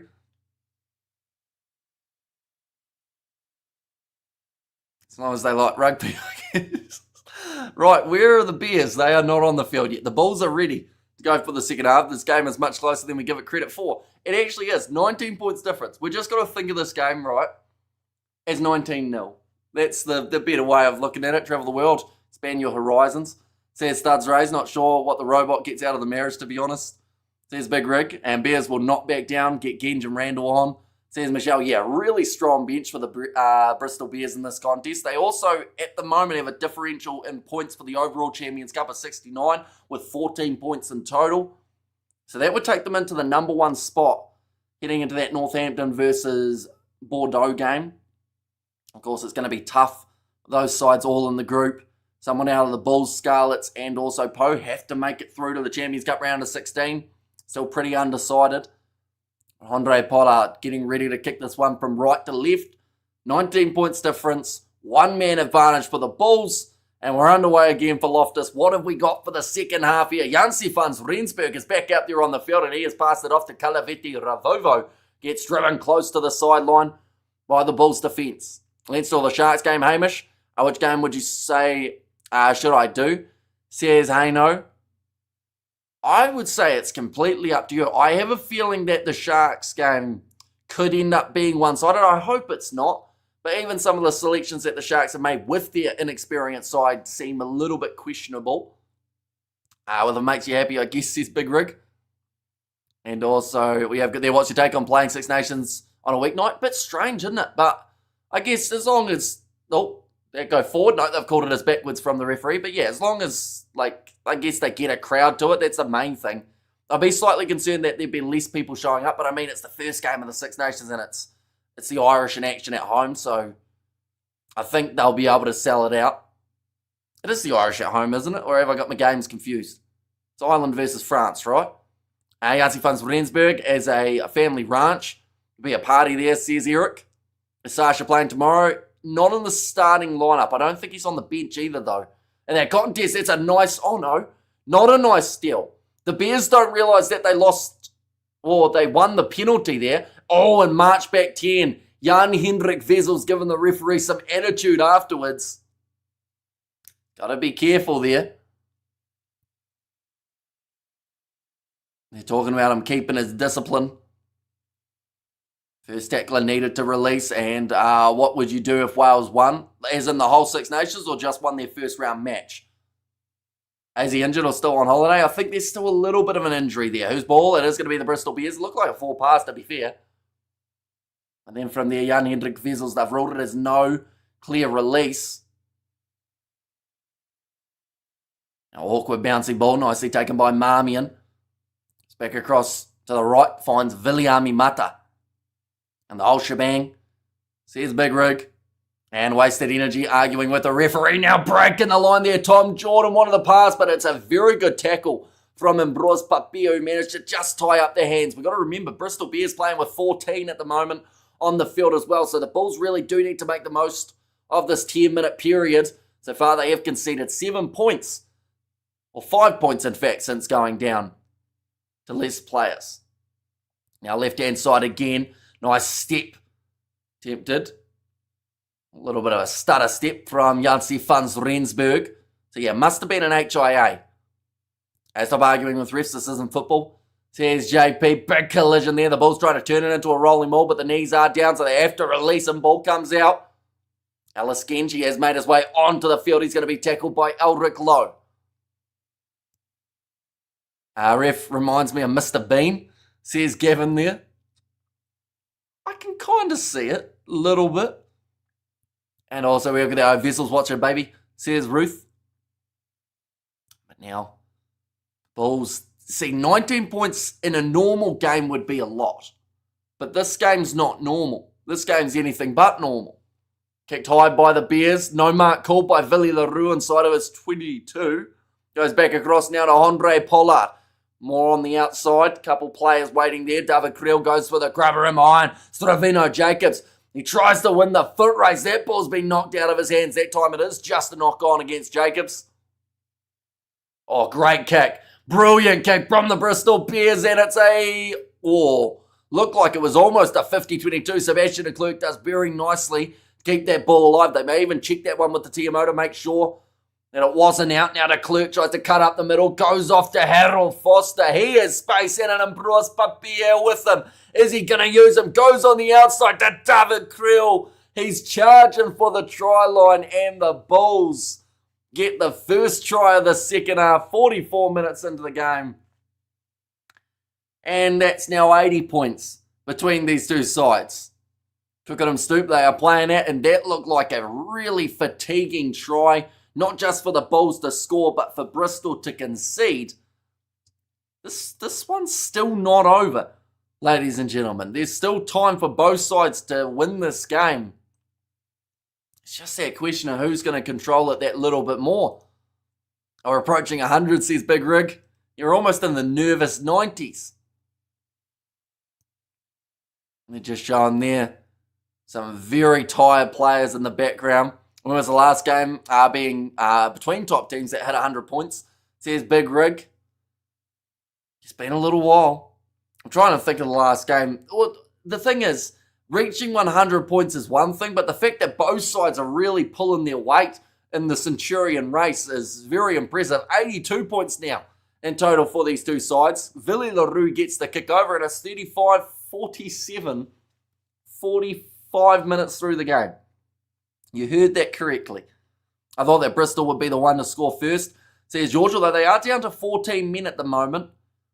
So they are in the trickiest stage of this match, I would say, for Bristol, and that is going to be really fatiguing. They are just walking up to the halfway line.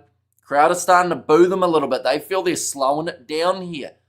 I was a believer for the Lions last week, right up until that final act. The Bulls absolutely can do this, says Studs Rays, and the betting odds feel like the Bulls can certainly do it too. They are only $2.80 underdogs in this scenario, which once again is just crazy. They were $1.30 favourites at the start of the game.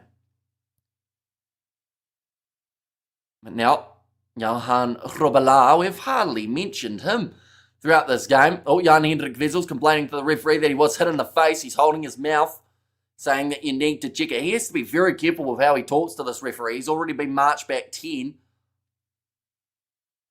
Now, Ambrose Papier goes back across to Jan-Hendrik Wessels. Now Pollard finds Villy LaRue, passes in behind David Creel, so takes away a bit of the momentum, but another nice bend from Creel. Tries to force the pass, and it goes into touch. And it's going to be available now. I'm not sure what Sebastian de Klerk's doing to the player here. He's saying there was a knock-on. So he's asking for his line-out throw. If the Bulls focus, they can win. Absolutely. There's still so much time left in this game. Oh, okay, so I think Sebastian de Klerk is trying to say that it can't be a line-out for the Bristol Bears. Yeah, well, it does hit the finger, but it was a forward pass from Creel initially anyway, by the looks of it. Oh, no, they're actually going to give the Bulls the line-out here. Was that not going to be a forward pass anyway from Creel beforehand? I think it was looking pretty forward, but they're going to roll it as the line-out to the Bulls in this scenario. Looks like Laheath's got a little bit of a problem with that eyebrow. And another 40 points, says Ruth. The Bulls haven't given up. That's one good thing that we're seeing from this Bulls side. Imagine if they come back and win this game, how much that would mean to this side. They have been struggling. We've got to remember they're on a 6-match losing streak. So if they can come back from conceding 47 points and find a way of winning like that, that has to go count for something. In fact, this is a very similar scoreline to what we saw between Bordeaux and the Bulls. 1 second, we'll go like this. We'll go like that. Score in that game was 46-33. Now, throughout the second half, the Bulls did not score a huge amount of points in that contest. And that is where Bordeaux in the later stages just really started to run away with the game. So the running repairs have taken place, although they weren't quite able to fix that Laheath eyebrow. So it does mean that now Jimmy Hallowell makes his way out onto the field. That's not straight, but not contested by the Bears. So it does mean that the Bulls have got themselves the possession once more. Oh, they've actually called it as a blood replacement for Leheaves, which does mean he can come back onto the field. Loose ball knocked on by Janci van Rensburg. A game is so crazy, ref is missing so many things. Dizzying, says Jimbo. You could have an AI robot girlfriend, says Sean O'Farrell. And Pat Lamb with the Summer Gun Show. I did see that he's in the singlet top and the tank top. What's a shirt without sleeves called in South Africa? I can't. Is it a singlet? Is it a tank top? Is it a? I feel like there's probably another name for it. And poor Bulls says Big Rig. It's just showing there. Played for the Cheetahs in 2018 and 2020 for a vest. Says Ricardo there, whose ball it is going to be the scrum feed for the Bulls. They are still inside of their own half. Mate, I would sooner go at 99 than get a well done from him. The vest, don't ask what they are called in the USA. It's not PG. That's going to be a penalty now in favour of the Bears. It's a big one to steal. A vest says Calvin, a vest says Ruth, and a vest says illicit. Okay, so it's a vest. Interesting. So what do you guys call, this is just becoming a Q&A at this point, but what do you call, you know how they have like the puffer jackets without their sleeves? Is that also a vest? Or has that got a different name? You know, like an actual like thick, like warm sleeveless piece of attire. Is that also a vest? Some people in South Africa call it a wife beater. Deep slang there, says Hayne. And it's called a vest. Now, ready to throw this one in. The Bears on attack. They are sitting probably about 20 metres out from the line. Currently 7 penalties against the Bulls in this contest compared to the 3 against the Bristol Bears. Puffer vest. Body warmer, says Mr. Michael. Now ready to throw it in. Oh, it wasn't the best looking line out throw. They didn't actually get a lot of height on it, but it's worked out now. Flat run from Janci van Rensburg. Now Marmion looking on the short side. Off into the hands of Joe Batley. Back across left. It's going to be the captain, Fitz Harding. Are you happy with this game as a captain? Of course, they're leading, but also they've conceded 35 points. I guess no matter what happens, as long as they win this game, that's the main thing. Kicked him behind from Richard Lane, who's made his way back out onto the field after his yellow card has expired. A body warmer here. Says Jimbo. That's a great kick from Billy LaRue downfield. Gains the Bulls a lot of territory. Evening, Amish, says Tommy. Yeah, I hope you are doing very well. This game's been a hectic one. A Gillett, says Andy. And also Rugby Chat might be the wrong place, but what's the difference between a long sleeve dress and a robe? Where's the distinction? A long sleeve dress and a robe. Doesn't a robe have to be tied round the middle? Is that what a robe would count as? Compared to a long sleeve dress? Would that be the differential? Who's the captain of the Bulls? Ruan Nokia, in charge of this Bulls side. Still playing out there on the field in the number 5 jersey alongside Kobus Vesa in the locking jaw. So a couple Springboks in there. Marmion with the short ball. The Viliami Mata, they're 40 metres out from their own line at the moment. The Bristol Bears. 30 minutes still remain on the clock. Quick hands, not the best pass to Calavete Ravovo. Can't quite get around. And Bros Papia. Be a big question for who gets man of the match here. I feel like Noah Hewitt definitely needs to get some credit. The ball is out, yes. And the Bulls able to steal. A bit of a miscommunication there with the referee. Looked like a knock-on against the Bears initially. And now they've gone penalty in favour of the Bears. I should start another channel called Fashion Talk with Hamish. Honestly, my fashion sense is terrible. I literally wear shorts, t-shirt, and a hoodie about 90% of the time. What's the difference between a quilt and eider down? I have no idea what the second one is. What other games are you watching tonight, Hamish? So I am going to be covering Leinster versus La Rochelle, but at the same time as that game, I'm going to be giving the updates of the Sale Sharks versus Sharks game. Initially, we were going to be covering the Sharks derby, but the Sharks haven't gone with the team that I think made that derby have so much hype around it.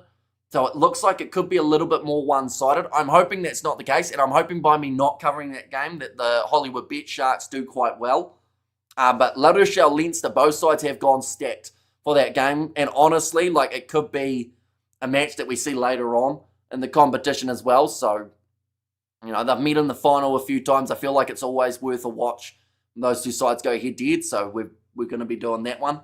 And then tomorrow we've got Stormers versus Harlequins, as well as Bordeaux versus Northampton, and then maybe Toulouse Saracens. You deserve it, man of the match.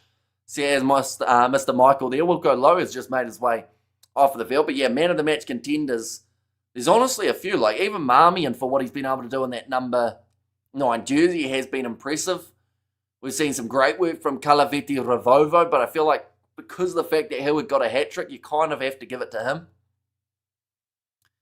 But then Stravino Jacobs could also get a hat-trick here if he keeps on going the way that he has. He scored 2 tries throughout that first half. Scrum feed here for the Bulls. They are 30 metres out from their line. Yandre Rudolph goes across to Andre Pollard. That is a terrible pass, but it has bounced up into the hands of Sebastian de Klerk. Tried a little bit of step in there. Ambros Papier, drop ball by Yandre Rudolph. Bit of a rare error from the big man. A good kick in behind from Yancy Fans Rensburg. The ball goes into touch. Willie LaRue telling people to hang on to the ball. Did he not drop the ball like 15 minutes ago? We have got there. Hamish gets man of the match. Says Mohuddin.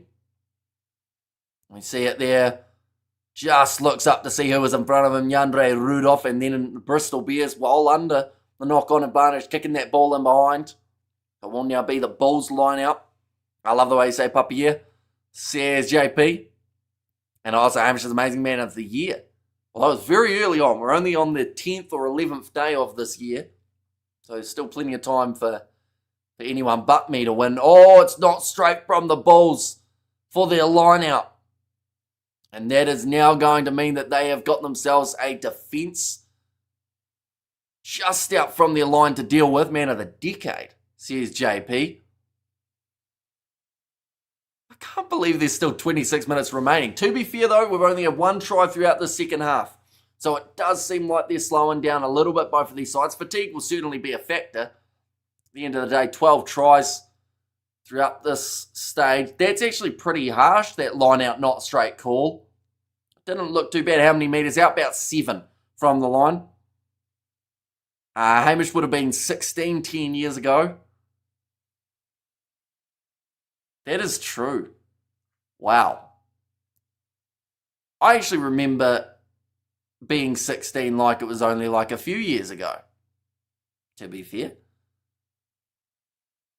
We had a table tennis table in the common room.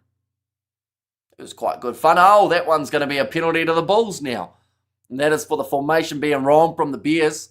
Are they slowing down, or did they just Google what does defence mean at halftime? Oh, they've tapped and go here for the Bulls as Andre Pollard runs it forward. Gives it off to Harold Foster. It'll be slammed down, advantage, but not rolling away. Going against the Bristol Bears. Sebastian de Klerk passes on the outside of Willie LaRue. Now David Creel goes to Ravino Jacobs close to the sideline, but cuts back in. There's something wrong at the Bulls. I don't think the problem was Jake White, Willie, or Andre's ages, says Robert. And Bros Papier goes back across to Jan Hendrik Vessels. Look for the offload. The advantage was over. We're going to see a kick downfield from the big number 2 for Bristol. That's a great kick. That's going to be a 50-22 if that ball doesn't pull up. Billy LaRue just grabs it in time. Has to run it sideways. Looking for the gap. Gives it off to Sebastian de Klerk, who is held very nicely by the kick chase of Gabriel Ugra there. What do you call a ball without horns at F-up, says Leon.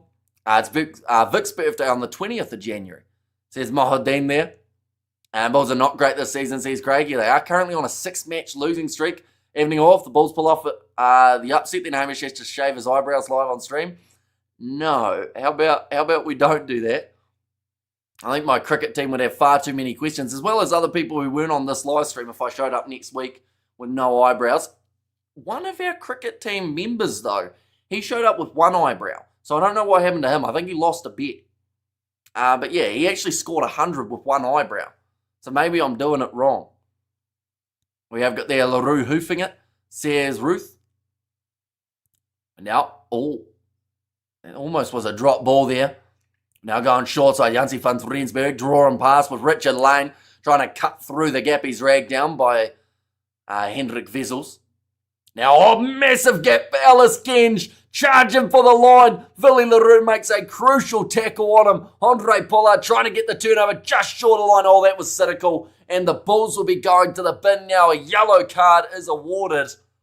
The Bears wanted to take it quickly, but they are unable to do so. And Willie LaRue gets another yellow card. He is frustrated at the moment. He was swearing. They've just said that he must be frustrated. He surely is. That is another yellow card for Willie LaRue. That is 2 in 2 weeks, is it not? I got a £200 bet on Bristol. Am I safe? I think you should be now, because they have a very good opportunity to score right now. Hamish can wear a red wig. What a break by Genge. The only thing he wasn't quite able to do was finish it off. That doesn't mean that he won't get himself one by the end of this contest. A quick tap taker, Marmion. On and behind. Oh, beautiful hands from the Bristol Bears. They just want to check it to see if Pedro Rubiolo has got it. Let's not go down the age remember route. Please says Fleshin. Bears Lucia running like Mata. Says Studs Race. Right, I think they wanted to check this one with the TMO just to see if there was some sort of obstruction in the play. Is there? No, I think that's fine. I think Pedro Rubiolo will be awarded that try. And the Bears, they now sit 52-35 up with a nice easy kick. I am about to sneeze again. 1 second, ladies and gents. We'll hide off to the side like we normally do.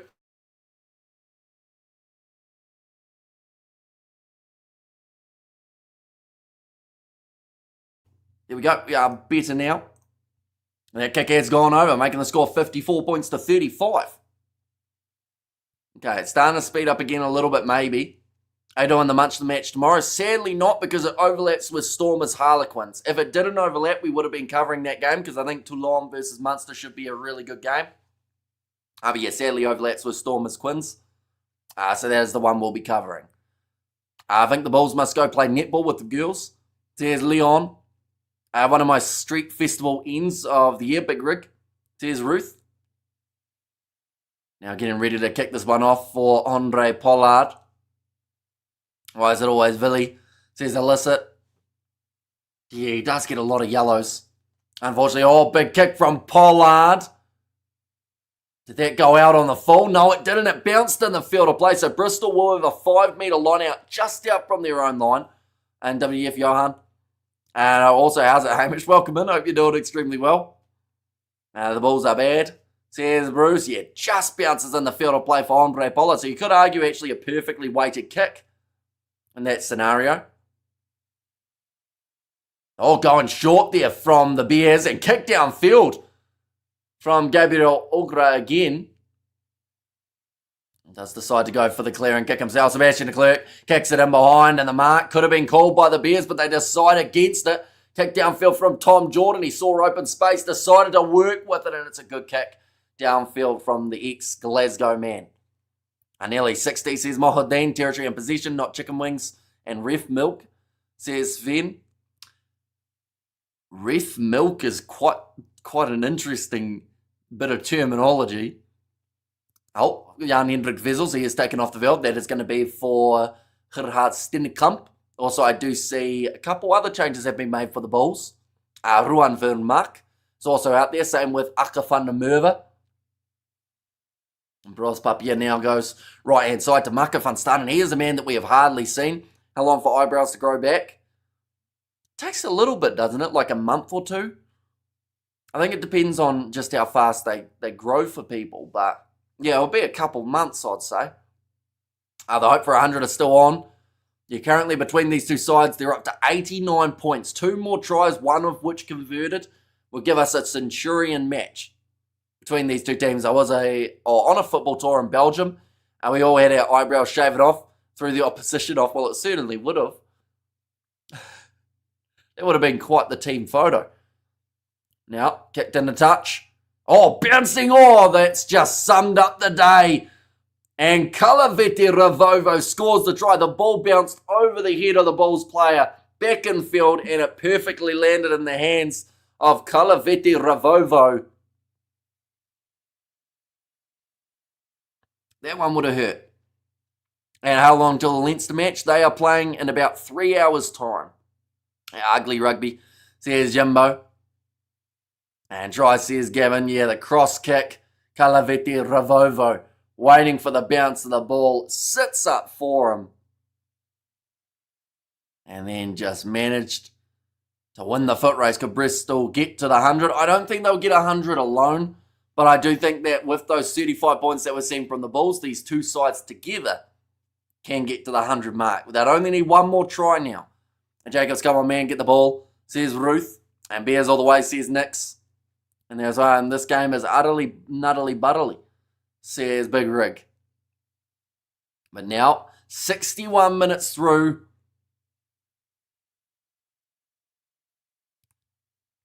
It's just weird to see a scoreline like this.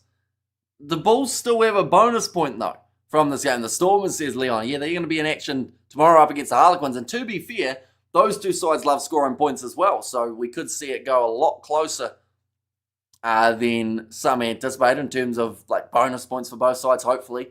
Alrighty, I'm calling it 99 all. Going to get a sleep in for Leinster Lato Shell. Thanks so much and everyone. So we will see you later on Thuds Race. It's a video game rugby score, says Big Rig.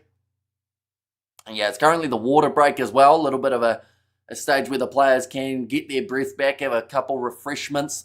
Come on, check the last team. Score 60 over the Bulls.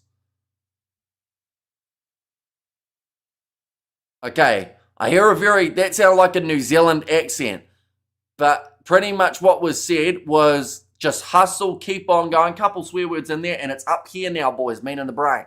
Looking more like a cricket score, says YZ Smith. And I'm up to get a shadow, and only 26 points behind, says Bruce. Might have been the Chiefs, says Haino.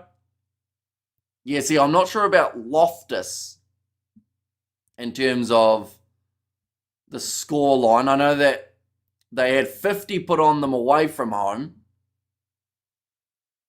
Ospreys scored 40 against them. That was a 93-point match earlier on in the URC season. But 63 they scored at home, the Bulls. It looks like the Bears are heading towards that kind of direction. But yeah, it's definitely a bit of an anomaly. And I can imagine that people won't be happy about it. Bulls can still win if they create enough passes in the right half of the field. Some big scores in the Super 12, says Sven. Say more like a basketball score, and would be a weird cricket score, says Big Rig. Maybe on a Sunday. What sorcery is this, says Yanko. Yeah, there's plenty of matches taking place in the Champions Cup. We've got hopefully 2 or 3 tomorrow. And can it be 70?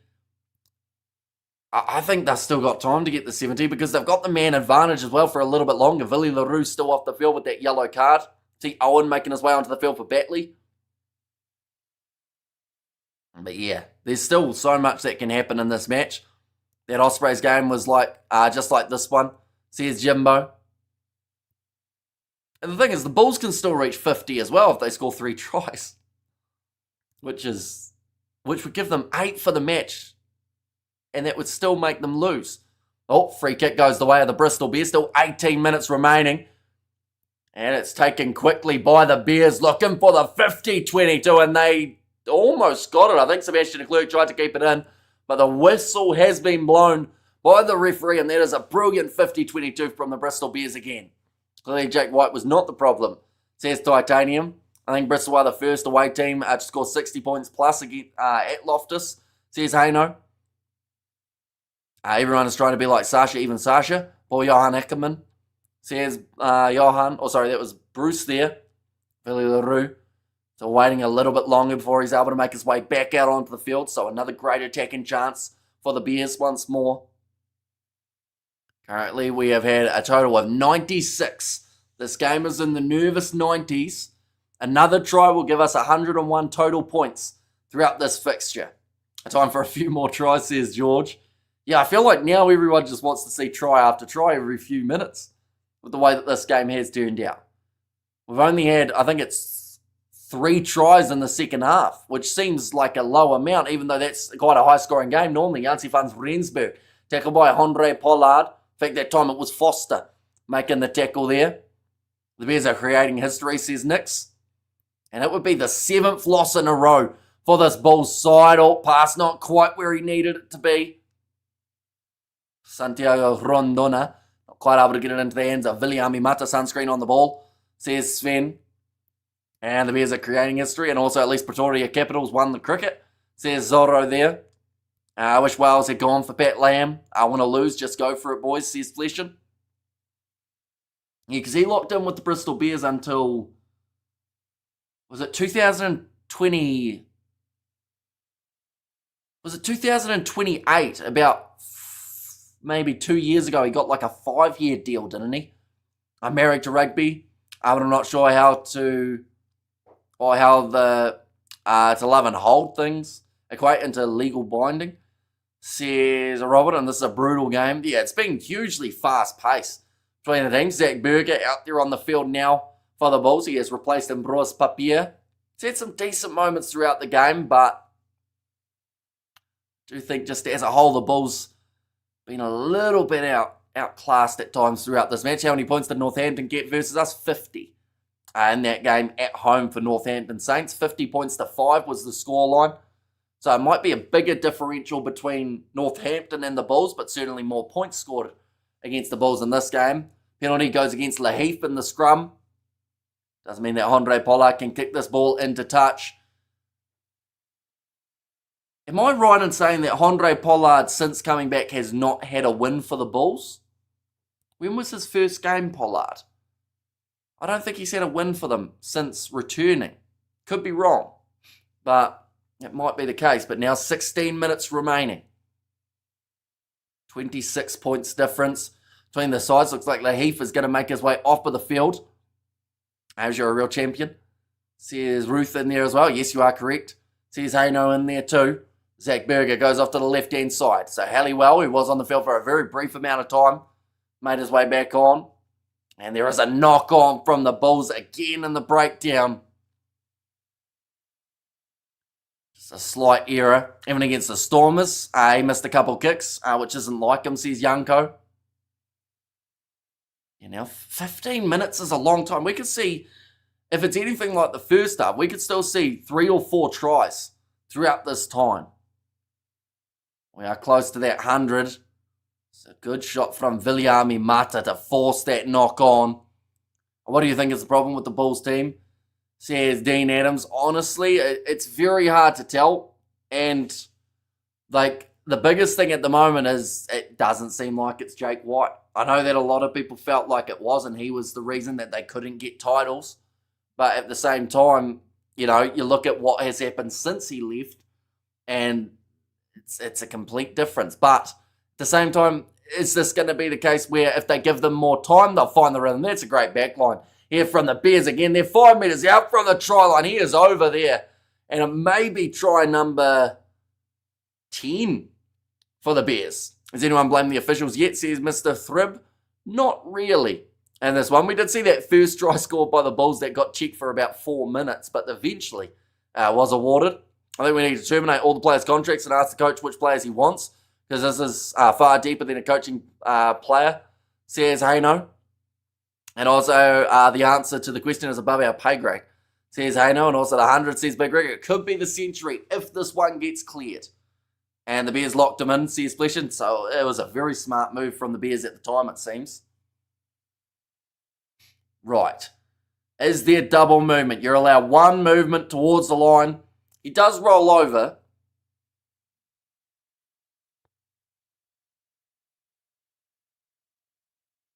He's on his back initially. Stedman Hans helping make that tackle. You're allowed one movement towards the try line, which is happening here. Nope, knocks it on. So it will be no try, and we don't quite get our 100 just yet. It was extremely windy in Cape Town on that day, says Bruce. And I was like, man, we're seeing a lot of the TMO today, says Big Rig. And also, 17th of January 2015 was the last time a game had 100 points or more. That was when Cardiff Blues beat Ravigo, 104-12, says George. So I assume that's like club level, right? Rather than internationals and whatnot. Or maybe just Champions Cup, actually, that might be. And pre-100 point jitters, says Jimbo. And geez, over a decade, says Big Rig.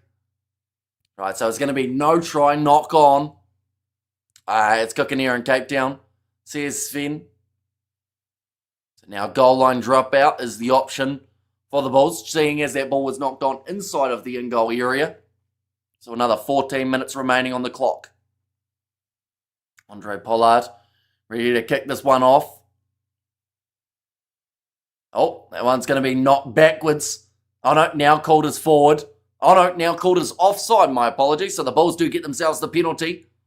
The Bulls defence is like, are they having a practice match? There's Dion, although Sebastian de Klerk trying to cut through that defence of the Bears here, who still haven't been their absolute best on defence either. I think it's just been the fact that the Bears, though, they've had a bit more of that possession and they've made the most of their chances when they've been on attack. Like 61 points is massive for this side. Oh, they've called that as still play on. Zach Berger just taking that ball out of the breakdown at the time of the collision. I remember the Rock looked so pissed, says Big Rig. That would have been a week before Roman Reigns won the Rumble, and both him and the Rock got booed out of the building. I do remember that. Yeah, he wasn't happy about it, was he, Dwayne? Now going back, nice step there from Harry Randall. Oh, he's just broken the ankles of Marco van Staden with some quick stepping and knock on from Sebastian de Klerk. Randall knocks it out of his hands and almost scored the try, but I think Pollard got it down first. They're going to check this one too. Is this going to be the 100? Sebastian de Klerk, easily the best Bulls today, says Jimbo, right as he unfortunately has that knock on. It almost led to the try. No, it's called as the knock on, so it will be goal line dropout. But yeah, he has shown that little bit more intent on attack. I think I'll probably say Stravino Jacobs, though, deserves a lot of credit for what he's done in this game, purely because of the fact that he's normally the guy who gets a lot of criticism. As the Hurricanes playing in round 1 of Super Rugby, they certainly are. I believe they are anyway. I thought they were. I'll have a quick look. I'm trying to think of who they play. I think they've got they have a Kiwi team? Okay, so that is going to go back for the initial knock-on, which does mean that the Bristol Bears will have themselves... Oh no, in fact, it's going to be the Bulls who have possession, my apologies. Rugby pre-season for Super Rugby starts in 12 days.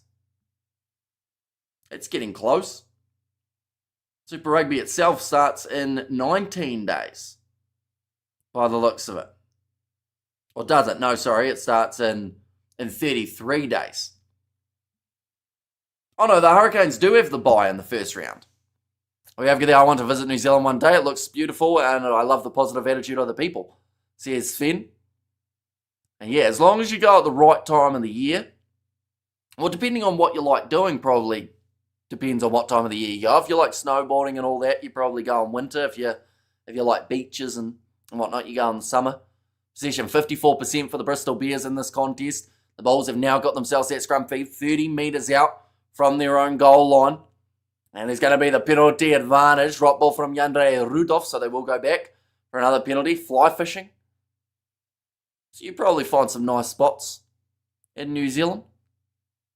12 minutes remaining. Andre Pollard not mucking around. Kicks that one downfield. The Bulls, if they scored themselves 2 tries, that would take them up to 49. If they scored another try on top of that, that would take them to a bonus point. So they need 3 tries and 4 or now 12 minutes to be able to get out of this game with 2 bonus points rather than just the 1. Now Fundermerva throws it in. Taken by Vermaku. Really didn't get that one into the hands of Berger how he would have liked, so it wasn't that clean. Now nice short pop pass from Berger. Going into the hands now of Ruan Nokia. He's got Gumeri with him. Does try the step. Thought about another offload. Ball's loose. Picked up by Ruan Vermaak. Trying to go for the pass. Mornay Smith, and just the pressure from the Bristol Bears defence forces the error. Gives the Bears the ball back once more. Gives some Millie Pup. Says Leon, and also got the Bears, says FC. Any place to watch the Challenge Cup, says Haino. Same place as for us here in New Zealand, it's EPCR TV. It's the same place as the Champions Cup for us, but Lions versus Lyon, I know, is the game that is happening just around the corner. but I'm not too sure about the international watching options. And slip, slop, slap. Says Sven. Now rolling this ball back. Now let's kick it up high. The advantage is now over. Says the ref. Nicely taken by Andre Pollard. Referee just making sure everyone is onside. Now backline movement for the Bulls. Sebastian de Klerk. Close to the halfway line again. Pick and go from Sergio Pedersen. Made his way back onto the field. I think that might be for Stravino Jacobs. So it's Bears versus Bulls. I should call this the Wall Street Derby. So here's Janko. Now step there from Foster. The halfway line. That was good body position from the Bears. Number 8, but wasn't able to get the steal. In fact, it was their number 18. And now advantage of being in off the feet for the Bristol Bears. Oh, Zach Berger having a bit of a wrestle there with the replacement 23, which is Matthias Maroni, and they've kicked it into the in-goal area.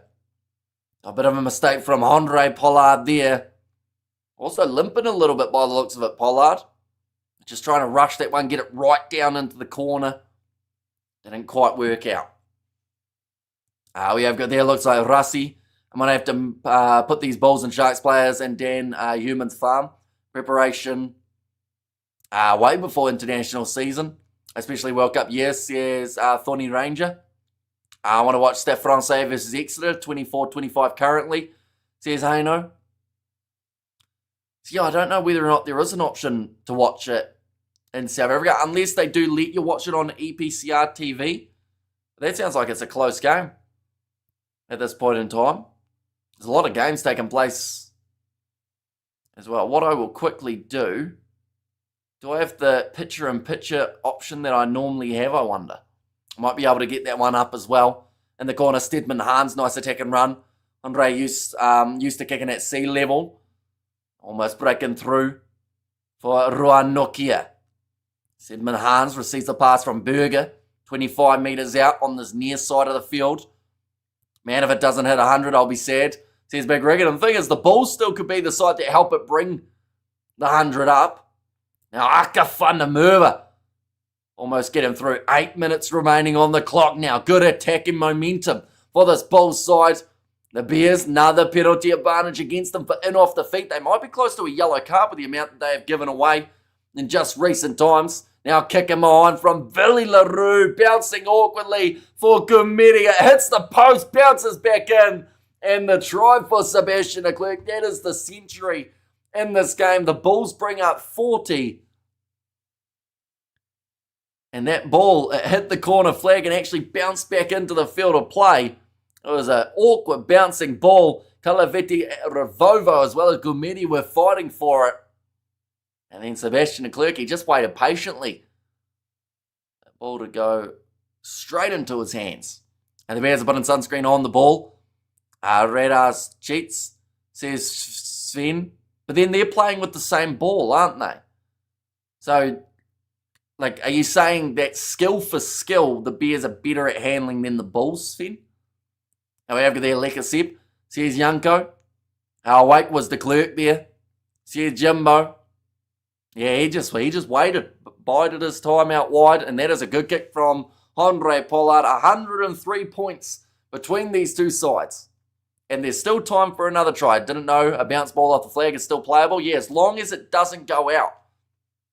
So, yeah, if it bounces off the flag, goes back in. Adhesive spray on their hands. The same adhesive that the Bulls use, right?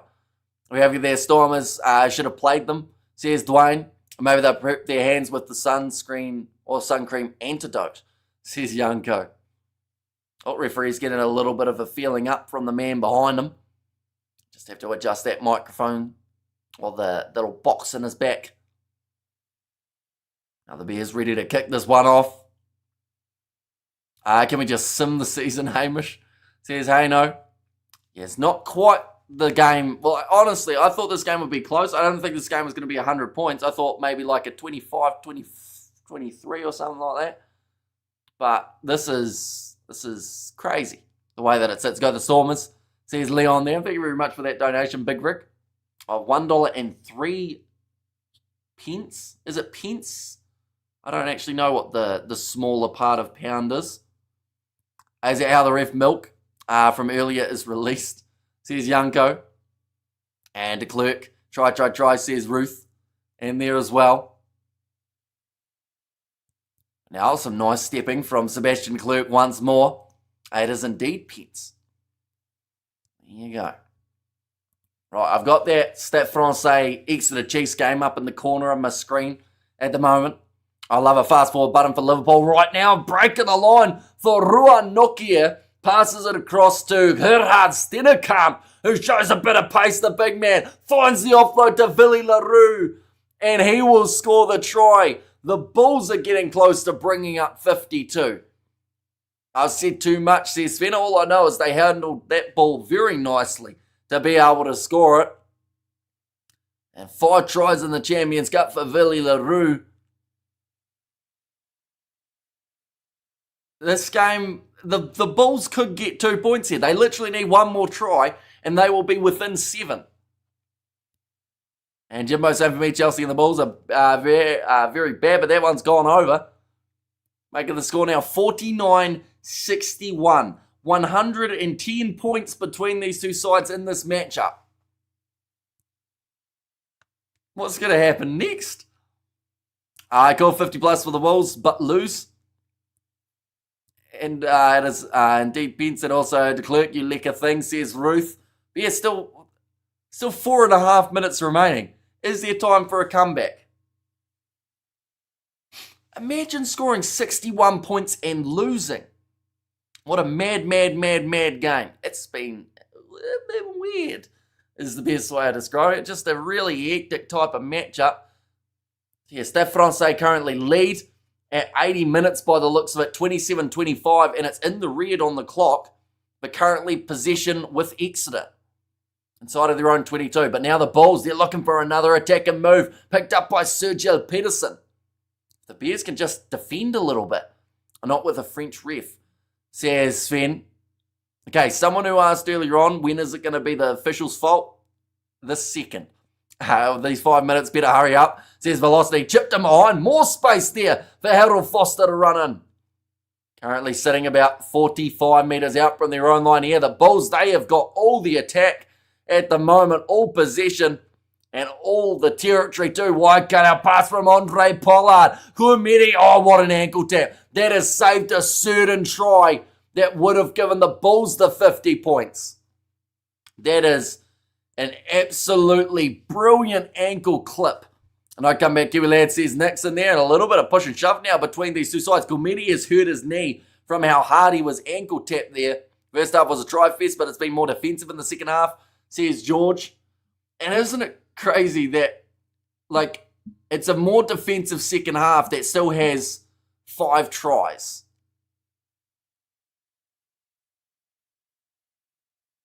But a brilliant ankle tap there. I'm hoping to see the replay in the very near future.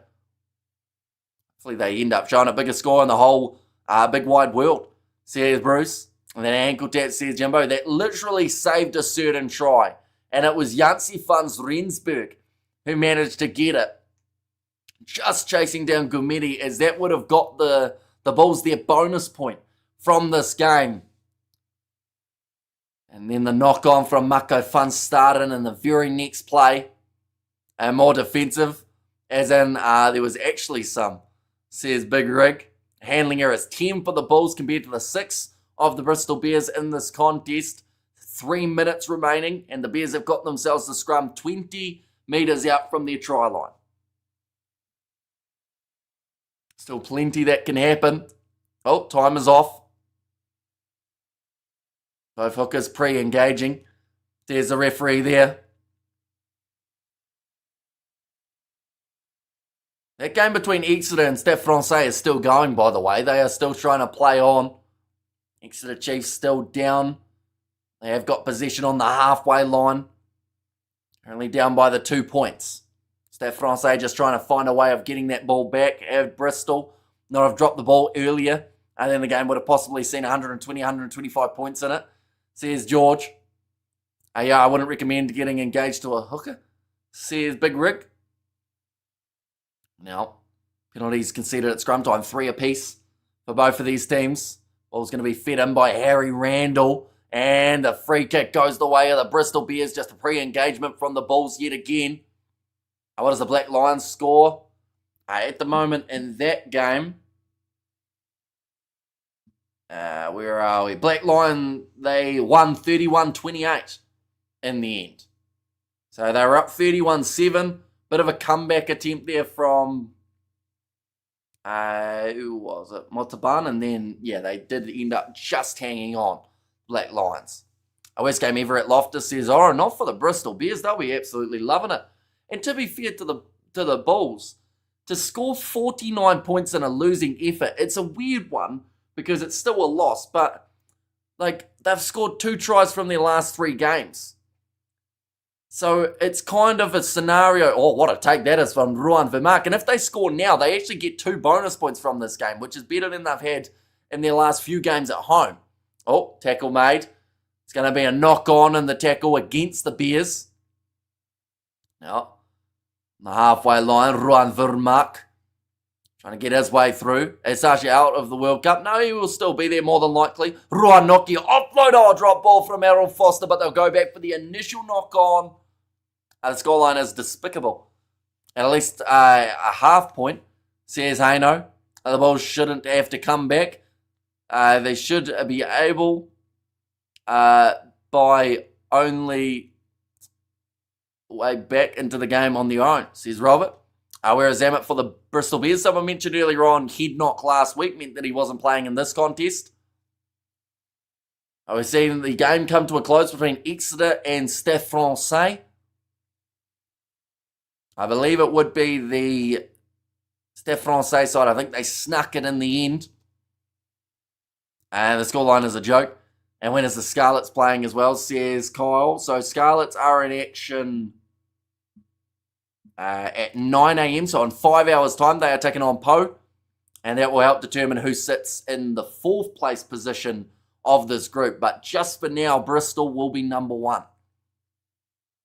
Now, ball fed in by Zach Berger. 15 seconds remaining. Penalty advantage for the Bulls. Now, Villy LaRue going off to the left-hand side. Big one-on-one tackle made by Jansi van Rensburg. He's going to be up there for man of the match contender too, from what he's been able to do throughout this game. Another drop ball, but they will go back for the penalty. The Scarlets allowed to win a game, says Big Rig. They're at home up against Poe, so they possibly can, but both sides are currently just defeated in this competition. They've lost every single game of the 2. Well done, the Bears, says Nix. Right, so the Bulls can't take a 3-pointer here because that would not put them within 7. They do have to go a little bit more risky and kick for the corner. Okay, Noah Hewitt does get the man of the match award. His hat trick out there on the field for the Bristol Bears has certainly helped them in the right direction. Currently 110 points from this game, a chance for 115 or 117 if the Bulls score again. Currently 10 metres out from the line. Hey, I'll hit the like button for the Kiwi lads, says Patrick. Yeah, anyone who hasn't already, be sure to hit that like and subscribe to the channel. Good many. Nice transfer of the ball. Vermaak gives it to Berger. Inside pass Sebastian de Klerk. 10 metres out from the try line. Can they get that try that would give them the extra bonus point? It could be the difference between making it through to the Champions Cup or maybe even the Challenge Cup at this stage for the Bulls. Vermaak, low tackle made on him. Didn't look like there were a lot of arms involved in that tackle attempt from the Bears. Gumedi getting close. 1 metre out from the try line, but he fell the wrong way. Manages to turn back over Vermaak. If he gets held up over the goal line, it will be the end of the game. And they do just that. The Bristol Bears, a statement made. 61-49. The win for the Bristol Bears in what was probably the craziest game of the whole Champions Cup. At least let's focus on ourselves and try to salvage the URC. I hope the Sharks tie tonight, says Carmen there. In South Africa, sleeve his shirt is called a vest, says Robert. And Johan Ackerman is a good coach. Lepaya players are trying to get into the Springboks team with every touch they get. That's the problem. And right on the Stormers in advance, says Bruce. So yeah, next game that we are going to be covering on the channel is taking place just around the corner. We're actually going to be doing the main commentary for Leinster versus La Rochelle, but the game between Sale Sharks and the Hollywood Bet Sharks is taking place at the same time. So we are going to be giving constant updates for that game as well and doing a little bit of the co-commentary in that regard. It is mainly because of the fact that the Sharks seem to play better when I don't watch them, and also because of the fact that they didn't really select their best team for that match. Had they done so, we would have done the main commentary for that, had La Rochelle Leinster as the secondary. But in this case, Leinster, La Rochelle, both sides are stacked. They're looking ready to go. So we're going to be covering that one with the addition of Sale Sharks versus Sharks there as well. 8 foot, says Mr. Thrib. Easy Super Rude points. Bulls, says Davian. How tall is too tall for you and a partner, says Cats and L. I mean, I don't really mind. 9 tries to 7 nuts, says Jimbo. Yeah, a lot of points scored throughout this game. It was a weird one. 110 points. I still can't get my head around it. But, of course, it's an interesting way to start the weekend of commentary.